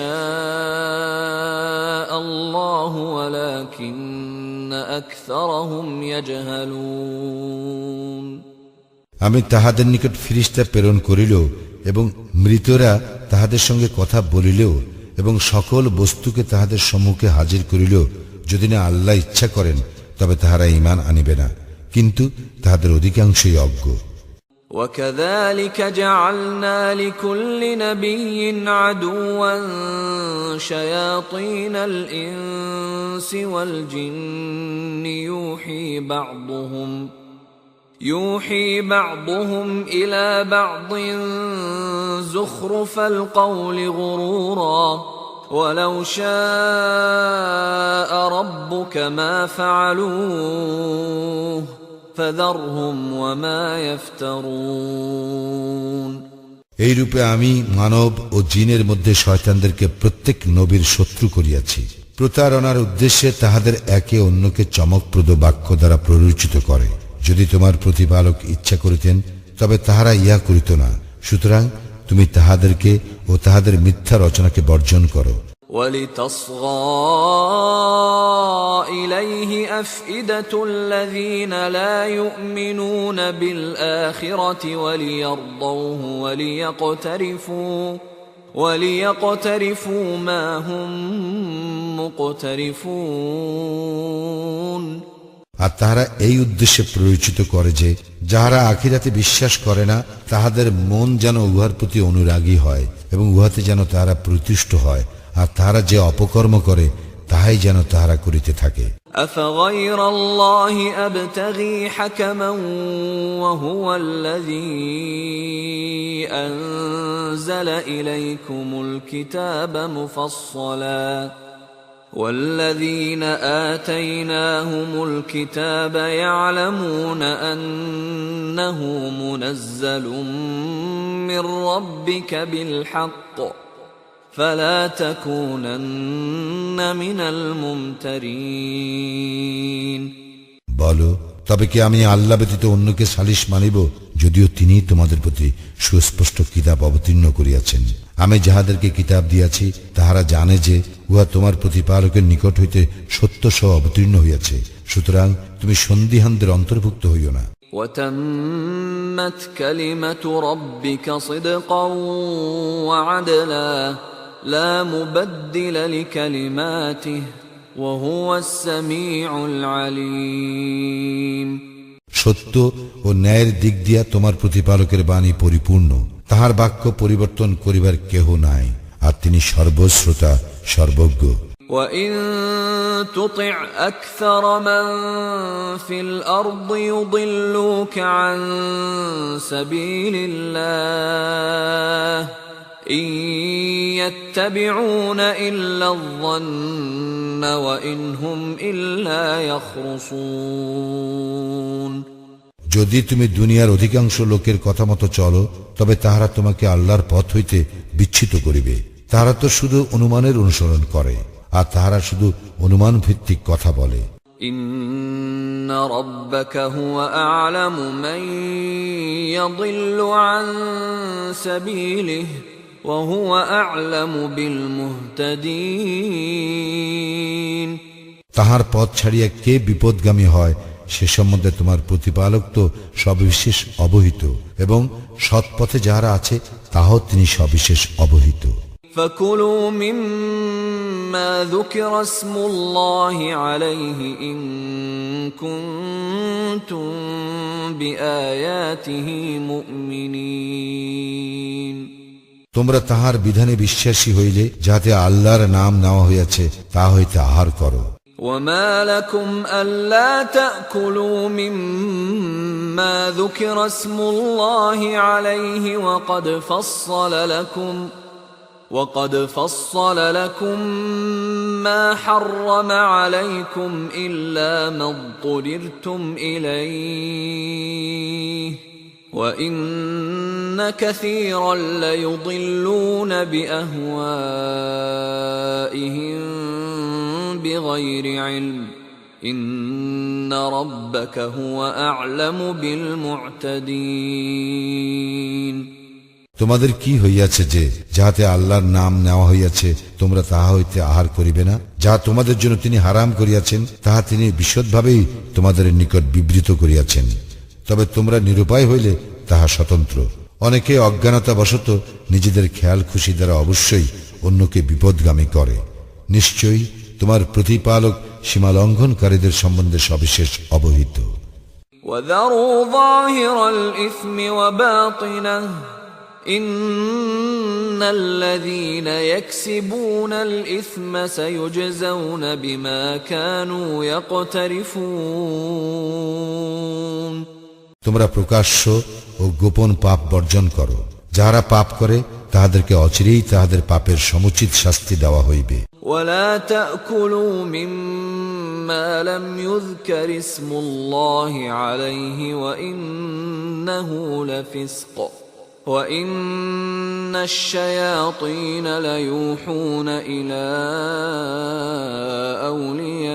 أوليائهم ليجادلوكم وإن أطعتموهم إنكم لمشركون যাহাতে আল্লাহর নাম নেওয়া হয় নাই তাহার কিছুই তোমরা আহার করিও না, উহা অবশ্যই পাপ। নিশ্চয়ই শয়তানেরা তাহাদের বন্ধুদেরকে তোমাদের সঙ্গে বিবাদ করিতে প্ররোচনা দেয়। যদি তোমরা তাহাদের কথা মতো চলো তবে তোমরা অবশ্যই মুশরিক হইবে। أَوَمَنْ كَانَ مَيْتًا فَأَحْيَيْنَاهُ وَجَعَلْنَا لَهُ نُورًا يَمْشِي بِهِ فِي النَّاسِ كَمَنْ مَثَلُهُ فِي الظُّلُمَاتِ لَيْسَ بِخَارِجٍ مِنْهَا كَذَلِكَ زُيِّنَ لِلْكَافِرِينَ مَا كَانُوا يَعْمَلُونَ যে ব্যক্তি মৃত ছিল, যাহাকে আমি পরে জীবিত করিয়াছি এবং যাহাকে মানুষের মধ্যে চলিবার জন্য আলোক দিয়াছি, সেই ব্যক্তি কি ওই ব্যক্তির ন্যায় যে অন্ধকারে রহিয়াছে এবং সেই স্থান হইতে বাহির হইবার নয়? এই রূপে কাফিরদের দৃষ্টিতে তাহাদের কৃতকর্ম শোভন করিয়া দেওয়া হইয়াছে। وَكَذَلِكَ جَعَلْنَا فِي كُلِّ قَرْيَةٍ أَكَابِرَ مُجْرِمِيهَا لِيَمْكُرُوا فِيهَا وَمَا يَمْكُرُونَ إِلَّا بِأَنفُسِهِمْ وَمَا يَشْعُرُونَ এই রূপে আমি প্রত্যেক জনপদে সেখানকার অপরাধীদের প্রধানকে সেখানে চক্রান্ত করার অবকাশ দিয়াছি, কিন্তু তাহারা শুধু তাহাদের নিজেদের বিরুদ্ধে চক্রান্ত করে, অথচ তাহারা উপলব্ধি করে না। وَإِذَا جَاءَتْهُمْ آيَةٌ قَالُوا لَن نُّؤْمِنَ حَتَّى نُؤْتَى مِثْلَ مَا أُوتِيَ رُسُلُ اللَّهُ أَعْلَمُ حَيْثُ يَجْعَلُ رِسَالَتَهُ سَيُصِيبُ الَّذِينَ أَجْرَمُوا صَغَارٌ عِندَ اللَّهِ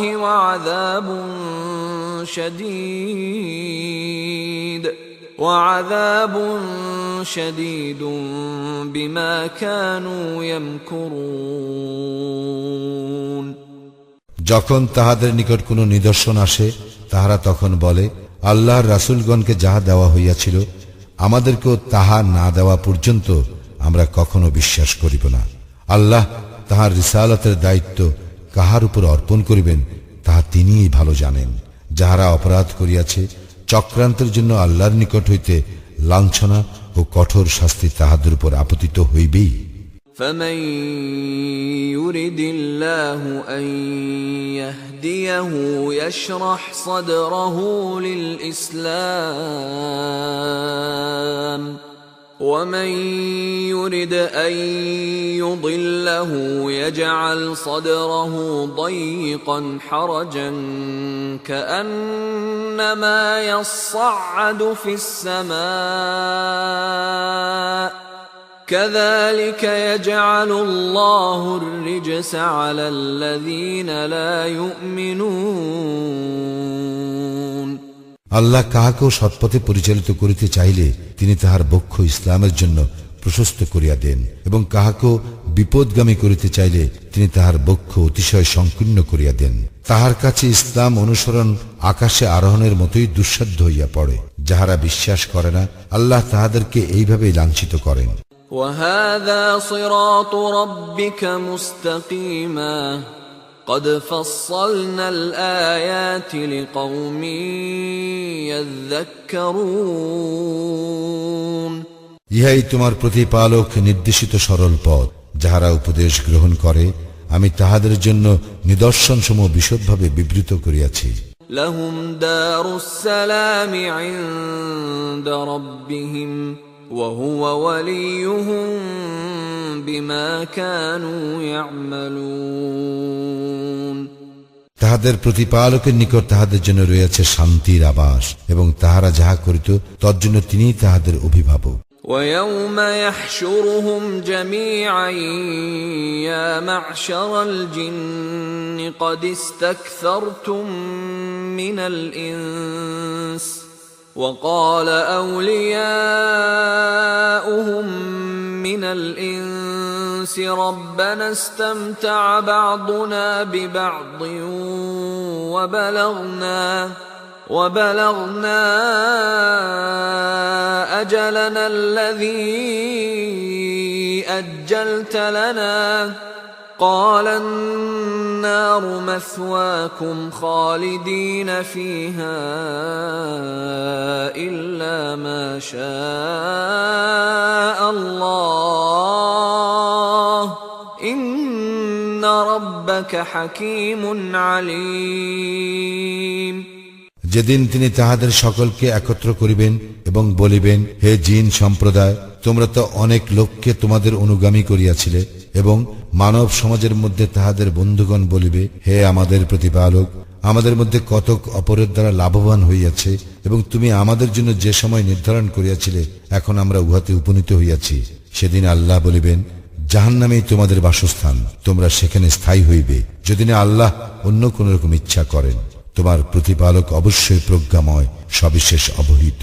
وكذلك نولي بعض الظالمين بعضا بما كانوا يكسبون এইভাবে উহাদের কৃতকর্মের জন্য আমি জালিমদের এক দলকে অন্য দলের বন্ধু করিয়া থাকি। يا معشر الجن والإنس ألم يأتكم رسل منكم يقصون عليكم آياتي وينذرونكم لقاء يومكم هذا قالوا شهدنا على أنفسنا وغرتهم الحياة الدنيا وشهدوا على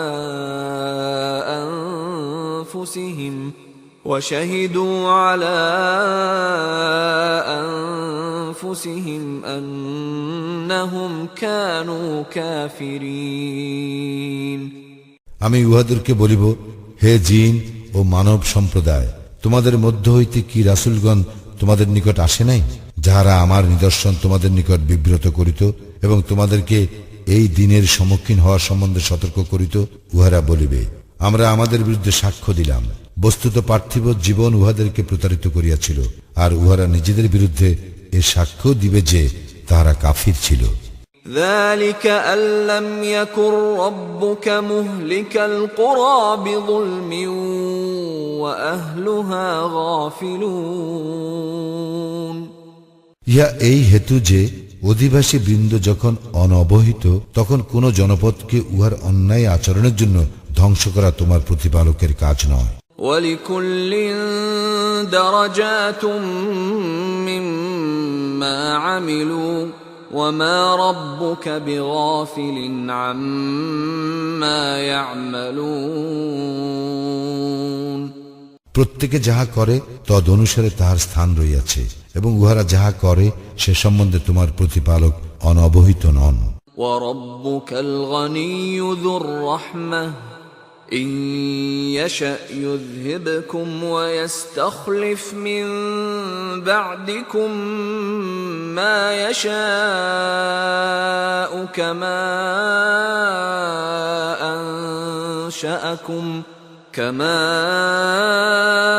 أنشأكم من ذرية قوم آخرين তোমার প্রতিপালক অভাবমুক্ত, দয়াশীল, তিনি ইচ্ছা করিলে তোমাদেরকে অপসারিত করিতে এবং তোমাদের পরে যাহাকে ইচ্ছা তোমাদের স্থলাভিষিক্ত করিতে পারেন, যেমন তোমাদেরকে তিনি অন্য এক সম্প্রদায়ের বংশ হইতে সৃষ্টি করিয়াছেন।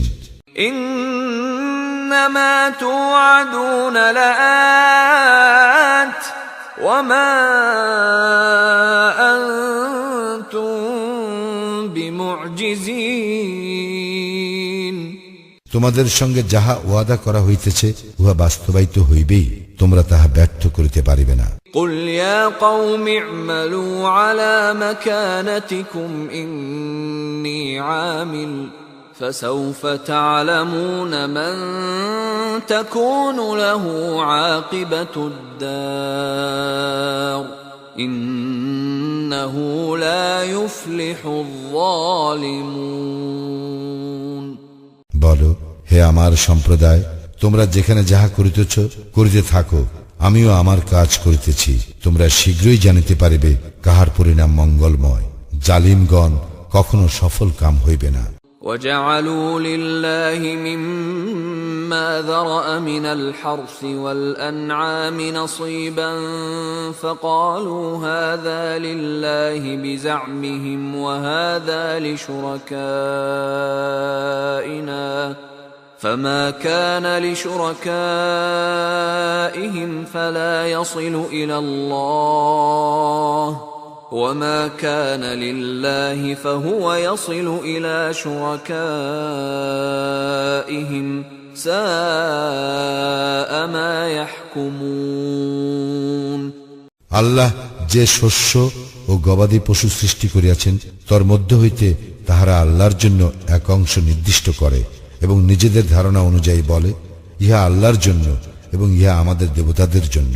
যাহা তাহাদের দেবতাদের অংশ তাহা আল্লাহর কাছে পৌঁছায় না এবং যাহা আল্লাহর অংশ তাহা তাহাদের দেবতাদের কাছে পৌঁছায়। তাহারা যাহা মীমাংসা করে তাহা নিকৃষ্ট।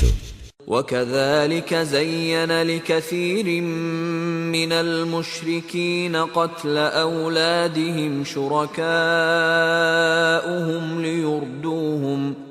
ليردوهم وليلبسوا عليهم دينهم ولو شاء الله ما فعلوه فذرهم وما يفترون এইভাবে তাহাদের দেবতারা বহু মুশরিকদের দৃষ্টিতে তাহাদের সন্তানদের হত্যাকে শোভন করিয়াছে তাহাদের ধ্বংস সাধনের জন্য এবং তাহাদের ধর্ম সম্বন্ধে তাহাদের বিভ্রান্তি সৃষ্টির জন্য। আল্লাহ ইচ্ছা করিলে তাহারা ইহা করিত না, সুতরাং তাহাদেরকে তাহাদের মিথ্যা লইয়া থাকিতে দাও। وقالوا هذه أنعام وحرث حجر لا يطعمها إلا من نشاء بزعمهم وأنعام حرمت ظهورها وأنعام لا يذكرون اسم الله عليها افتراء عليه سيجزيهم بما كانوا يفترون তাহারা তাহাদের ধারণা অনুসারে বলে এইসব গবাদি পশু ও শস্য ক্ষেত্র নিষিদ্ধ, আমরা যাহাকে ইচ্ছা করি সে ব্যতীত কেহ এইসব আহার করিতে পারিবে না। এবং কতক গবাদি পশুর পৃষ্ঠে আরোহণ নিষিদ্ধ করা হইয়াছে এবং কতক পশু জবাই করিবার সময় তাহারা আল্লাহর নাম নেয় না। ইহা সমস্তই তাহারা আল্লাহ সম্বন্ধে মিথ্যা রচনার উদ্দেশ্যে বলে। তাহাদের এই মিথ্যা রচনার প্রতিফল তিনি অবশ্যই তাহাদেরকে দিবেন। وقالوا ما في بطون هذه الأنعام خالصة لذكورنا ومحرم على أزواجنا وإن يكن ميتة فهم فيه شركاء سيجزيهم وصفهم إنه حكيم عليم তাহারা আরো বলে এইসব গবাদি পশুর গর্ভে যাহা আছে তাহা আমাদের পুরুষদের জন্য নির্দিষ্ট এবং ইহা আমাদের স্ত্রীদের জন্য অবৈধ, আর উহা যদি মৃত হয় তবে সকলেই ইহাতে অংশীদার। তিনি তাহাদের এইরূপ বলিবার প্রতিফল অচিরেই তাহাদেরকে দিবেন, নিশ্চয় তিনি প্রজ্ঞাময় সর্বজ্ঞ। قد خسر الذين قتلوا أولادهم سفها بغير علم وحرموا ما رزقهم الله افتراء على الله قد ضلوا وما كانوا مهتدين যারা নির্বুদ্ধিতার দরুন এবং অজ্ঞানতাবশত নিজেদের সন্তানদের হত্যা করে এবং আল্লাহ প্রদত্ত জীবিকাকে আল্লাহ সম্বন্ধে মিথ্যা রচনা করিবার উদ্দেশ্যে নিষিদ্ধ গণ্য করে, তাহারা তো ক্ষতিগ্রস্ত হইয়াছে, তাহারা অবশ্যই বিপদগামী হইয়াছে এবং তাহারা সৎপথ প্রাপ্ত ছিল না। وهو الذي أنشأ جنات معروشات وغير معروشات والنخل والزرع مختلفا أكله والزيتون والرمان متشابها وغير متشابه كلوا من ثمره إذا أثمر وآتوا حقه يوم حصاده ولا تسرفوا إنه لا يحب المسرفين তিনি এই লতা ও বৃক্ষ উদ্যান সমূহ সৃষ্টি করিয়াছেন এবং খেজুর বৃক্ষ, বিভিন্ন স্বাদ বিশিষ্ট খাদ্যশস্য, জায়তুন ও দাড়িম্ব সৃষ্টি করিয়াছেন। এইগুলি একে অন্যের সদৃশ এবং বিসদৃশ। যখন উহা ফলবান হয় তখন উহার ফল আহার করিবে, আর ফসল তুলিবার দিনে উহার হক প্রদান করিবে এবং অপচয় করিবে না। নিশ্চয় তিনি অপচয়কারীদের পছন্দ করেন না। ومن الأنعام حمولة وفرشا كلوا مما رزقكم الله ولا تتبعوا خطوات الشيطان إنه لكم عدو مبين গবাদি পশুর মধ্যে কতক ভারবাহী ও কতক ক্ষুদ্রাকার পশু সৃষ্টি করিয়াছেন। আল্লাহ যাহা রিজিক রূপে তোমাদেরকে দিয়াছেন তাহা হইতে আহার করো এবং শয়তানের পদঙ্ক অনুসরণ করিও না, সে তো তোমাদের প্রকাশ্য শত্রু। ثمانية أزواج من الضأن اثنين ومن المعز اثنين قل الذكرين حرم أم الأنثيين أما اشتملت عليه أرحام الأنثيين نبئوني بعلم إن كنتم صادقين নর ও মাদি 8টি, মেষের 2টি ও ছাগলের 2টি।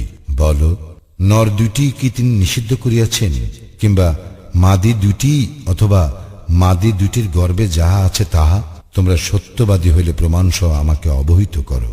ومن الإبل اثنين ومن البقر اثنين قل الذكرين حرم أم الأنثيين أما اشتملت عليه أرحام الأنثيين أم كنتم شهداء إذ وصاكم الله بهذا فمن أظلم ممن افترى على الله كذبا ليضل الناس بغير علم إن الله لا يهدي القوم الظالمين এবং উটের 2টি ও গরুর 2টি। বলো, নর 2টি কি তিনি নিষিদ্ধ করিয়াছেন, কিংবা মাদি 2টি অথবা মাদি 2টির গর্ভে যা আছে তাহা? এবং আল্লাহ যখন তোমাদেরকে এইসব নির্দেশ দান করেন তখন কি তোমরা উপস্থিত ছিলে? সুতরাং যে ব্যক্তি অজ্ঞানতাবশত মানুষকে বিভ্রান্ত করিবার জন্য আল্লাহ সম্বন্ধে মিথ্যা রচনা করে, তাহার চেয়ে অধিক জালিম আর কে? আল্লাহ তো জালিম সম্প্রদায়কে সৎপথে পরিচালিত করেন না। قل لا أجد فيما أوحي إلي محرما على طاعم يطعمه إلا أن يكون ميتة أو دما مسفوحا أو لحم خنزير فإنه رجس أو فسقا أهل لغير الله به فمن اضطر غير باغ ولا عاد فإن ربك غفور رحيم বলো, আমার প্রতি যে ওহী হইয়াছে তাহাতে লোকে যাহা আহার করে তাহার মধ্যে আমি কিছুই হারাম পাই না, মৃত বহমান রক্ত ও শুকরের মাংস ব্যতীত, কেননা এগুলি অবশ্যই অপবিত্র অথবা যাহা অবৈধ আল্লাহ ছাড়া অন্যের নামে উৎসর্গের কারণে। তবে কেহ অবাধ্য না হইয়া এবং সীমা লঙ্ঘন না করিয়া নিরুপায় হইয়া উহা আহার করিলে তোমার প্রতিপালক তো ক্ষমাশীল, পরম দয়ালু। وعلى الذين هادوا حرمنا كل ذي ظفر ومن البقر والغنم حرمنا عليهم شحومهما إلا ما حملت ظهورهما أو الحوايا أو ما اختلط بعظم ذلك جزيناهم ببغيهم وإنا لصادقون আমি ইয়াহুদীদের জন্য নখরযুক্ত সমস্ত পশু হারাম করিয়াছিলাম এবং গরু ও ছাগলের চর্বিও তাহাদের জন্য হারাম করিয়াছিলাম। তবে এইগুলির পিঠের অথবা অন্ত্রের কিংবা অস্থি সংলগ্ন চর্বি ব্যতীত তাহাদের অবাধ্যতার দরুন তাহাদেরকে এই প্রতিফল দিয়াছিলাম। নিশ্চয়ই আমি সত্যবাদী। فإن كذبوك فقل ربكم ذو رحمة واسعة ولا يرد بأسه عن القوم المجرمين অতঃপর যদি তাহারা তোমাকে প্রত্যাখ্যান করে তবে বলো, তোমাদের প্রতিপালক সর্বব্যাপী দয়ার মালিক এবং অপরাধী সম্প্রদায়ের উপর হইতে তাহার শাস্তি রদ করা হয় না। سيقول الذين أشركوا لو شاء الله ما أشركنا ولا آباؤنا ولا حرمنا من شيء كذلك كذب الذين من قبلهم حتى ذاقوا بأسنا قل هل عندكم من علم فتخرجوه لنا إن تتبعون إلا الظن وإن أنتم إلا تخرصون যাহারা শিরক করিয়াছে তাহারা বলিবে, আল্লাহ যদি ইচ্ছা করিতেন তবে আমরাও আমাদের পূর্বপুরুষগণ শিরক করিতাম না এবং কোনো কিছুই হারাম করিতাম না। এইভাবে তাহাদের পূর্ববর্তীরাও প্রত্যাখ্যান করিয়াছিল, অবশেষে তাহারা আমার শাস্তি ভোগ করিয়াছিল। বলো, তোমাদের নিকট কোনো যুক্তি আছে কি? থাকিলে আমার নিকট তাহা পেশ করো। তোমরা শুধু কল্পনারই অনুসরণ করো এবং শুধু মন গড়া কথা বলো। قل فلله الحجة البالغة فلو شاء لهداكم أجمعين বলো, চূড়ান্ত প্রমাণ তো আল্লাহরই। তিনি যদি ইচ্ছা করিতেন তবে তোমাদের সকলকে অবশ্যই সৎ পথে পরিচালিত করিতেন। قل هلم شهداءكم الذين يشهدون أن الله حرم هذا فإن شهدوا فلا تشهد معهم ولا تتبع أهواء الذين كذبوا بآياتنا والذين لا يؤمنون بالآخرة وهم بربهم يعدلون বলো, আল্লাহ যে ইহা নিষিদ্ধ করিয়াছেন এ সম্বন্ধে যাহারা সাক্ষ্য দিবে তাহাদেরকে হাজির করো। তাহারা সাক্ষ্য দিল, তুমি তাহাদের সঙ্গে ইহা স্বীকার করিও না। যাহারা আমার আয়াত সমূহকে প্রত্যাখ্যান করিয়াছে, যাহারা পরকালে বিশ্বাস করে না এবং তাহাদের প্রতিপালকের সমকক্ষ দাঁড় করায়, তুমি তাহাদের খেয়াল খুশির অনুসরণ করিও না। قل تعالوا أتل ما حرم ربكم عليكم ألا تشركوا به شيئا وبالوالدين إحسانا ولا تقتلوا أولادكم من إملاق نحن نرزقكم وإياهم ولا تقربوا الفواحش ما ظهر منها وما بطن ولا تقتلوا النفس التي حرم الله إلا بالحق ذلكم وصاكم به لعلكم تعقلون বলো, আসো, তোমাদের প্রতিপালক তোমাদের জন্য যাহা হারাম করিয়াছেন তোমাদেরকে তাহা পড়িয়া শুনাই।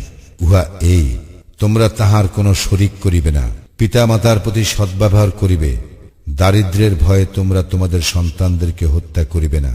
আমি তোমাদের ও তাহাদেরকে রিজিক দিয়া থাকি, প্রকাশ্যে হোক কিংবা গোপনে হোক, অশ্লীল কাজের নিকটেও যাইবে না। আল্লাহ যাহার হত্যা নিষিদ্ধ করিয়াছেন যথার্থ কারণ ব্যতিরেকে তোমরা তাহাকে হত্যা করিবে না। তোমাদেরকে তিনি এই নির্দেশ দিলেন যেন তোমরা অনুধাবন করো। ولا تقربوا مال اليتيم إلا بالتي هي أحسن حتى يبلغ أشده وأوفوا الكيل والميزان بالقسط لا نكلف نفسا إلا وسعها وإذا قلتم فاعدلوا ولو كان ذا قربى وبعهد الله أوفوا ذلكم وصاكم به لعلكم تذكرون ইয়াতীম বয়প্রাপ্ত না হওয়া পর্যন্ত উত্তম ব্যবস্থা ব্যতীত তোমরা তাহার সম্পত্তির নিকটবর্তী হইবে না এবং পরিমাণ ও ওজন ন্যায্যভাবে পুরাপুরি দিবে। আমি কাহাকেও তাহার সাধ্যাতীত ভার অর্পণ করি না। যখন তোমরা কথা বলিবে তখন ন্যায্য বলিবে, স্বজনের সম্পর্কে হইল, এবং আল্লাহকে প্রদত্ত অঙ্গীকার পূর্ণ করিবে। এইভাবে আল্লাহ তোমাদেরকে নির্দেশ দিলেন যেন তোমরা উপদেশ গ্রহণ করো। وأن هذا صراطي مستقيما فاتبعوه ولا تتبعوا السبل فتفرق بكم عن سبيله ذلكم وصاكم به لعلكم تتقون এবং এই পথই আমার সরল পথ, সুতরাং তোমরা ইহারই অনুসরণ করিবে এবং বিভিন্ন পথ অনুসরণ করিবে না, করিলে উহা তোমাদেরকে তাহার পথ হইতে বিচ্ছিন্ন করিবে। এইভাবে আল্লাহ তোমাদেরকে নির্দেশ দিলেন যেন তোমরা সাবধান হও। ثم آتينا موسى الكتاب تماما على الذي أحسن وتفصيلا لكل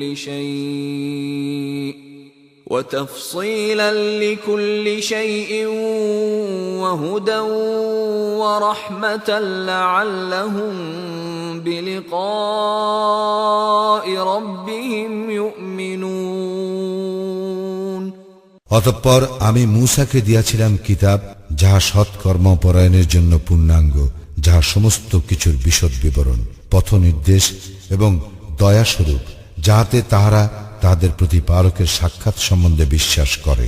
وهذا كتاب أنزلناه مبارك فاتبعوه واتقوا لعلكم ترحمون এই কিতাব আমি নাজিল করিয়াছি যাহা কল্যাণময়, সুতরাং উহার অনুসরণ করো এবং সাবধান হও, তাহা হইলে তোমাদের প্রতি দয়া প্রদর্শন করা হইবে। أن تقولوا إنما أنزل الكتاب على طائفتين من قبلنا وإن كنا عن دراستهم لغافلين পাছে তোমরা বলো, কিতাব তো শুধু আমাদের পূর্বে দুই সম্প্রদায়ের প্রতি অবতীর্ণ হইয়াছিল, আমরা তাদের পঠন পাঠন সম্বন্ধে তো গাফিল ছিলাম। أو تقولوا لو أنا أنزل علينا الكتاب لكنا أهدى منهم فقد جاءكم بينة من ربكم وهدى ورحمة فمن أظلم ممن كذب بآيات الله وصدف عنها سنجزي الذين يصدفون عن آياتنا سوء العذاب بما كانوا يصدفون কিংবা তোমরা বলো, যদি কিতাব আমাদের প্রতি অবতীর্ণ হইত তবে আমরা তো তাহাদের অপেক্ষা অধিক হিদায়াত প্রাপ্ত হইতাম। এখন তো তোমাদের নিকট তোমাদের প্রতিপালকের পক্ষ হইতে স্পষ্ট প্রমাণ, হিদায়াত ও রহমত আসিয়াছে। অতঃপর যে কেউ আল্লাহর নিদর্শনকে প্রত্যাখ্যান করিবে এবং উহা হইতে মুখ ফিরাইয়া নিবে, তাহার চেয়ে বড় জালিম আর কে? যারা আমার নিদর্শন সমূহ হইতে মুখ ফিরাইয়া নেয়, সত্য বিমুখিতার জন্য আমি তাহাদেরকে নিকৃষ্ট শাস্তি দিব। هل ينظرون إلا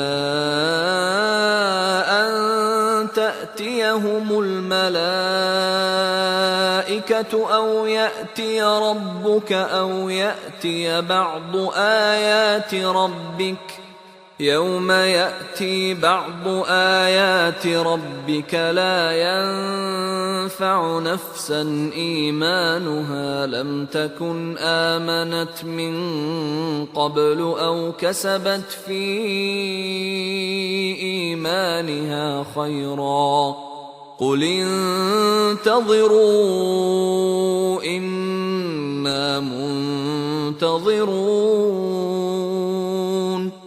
তাহারা শুধু ইহারই না প্রতীক্ষা করে, তাহাদের নিকট ফেরেশতা আসিবে, কিংবা তোমার প্রতিপালক আসিবেন, কিংবা তোমার প্রতিপালকের কোনো নিদর্শন আসিবে।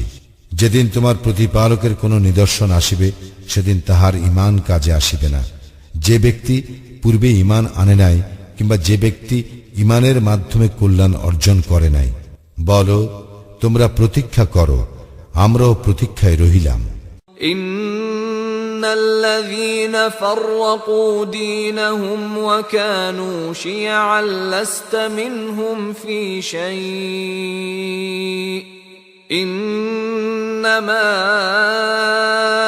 أمرهم إلى الله ثم ينبئهم بما كانوا يفعلون। যাহারা দিন সম্বন্ধে নানা মতের সৃষ্টি করিয়াছে এবং বিভিন্ন দলে বিভক্ত হইয়াছে, তাহাদের কোনো দায়িত্ব তোমার নয়। তাহাদের বিষয় আল্লাহর ইখতিয়ারভুক্ত। আল্লাহ তাহাদেরকে তাহাদের কৃতকর্ম সম্বন্ধে অবহিত করিবেন।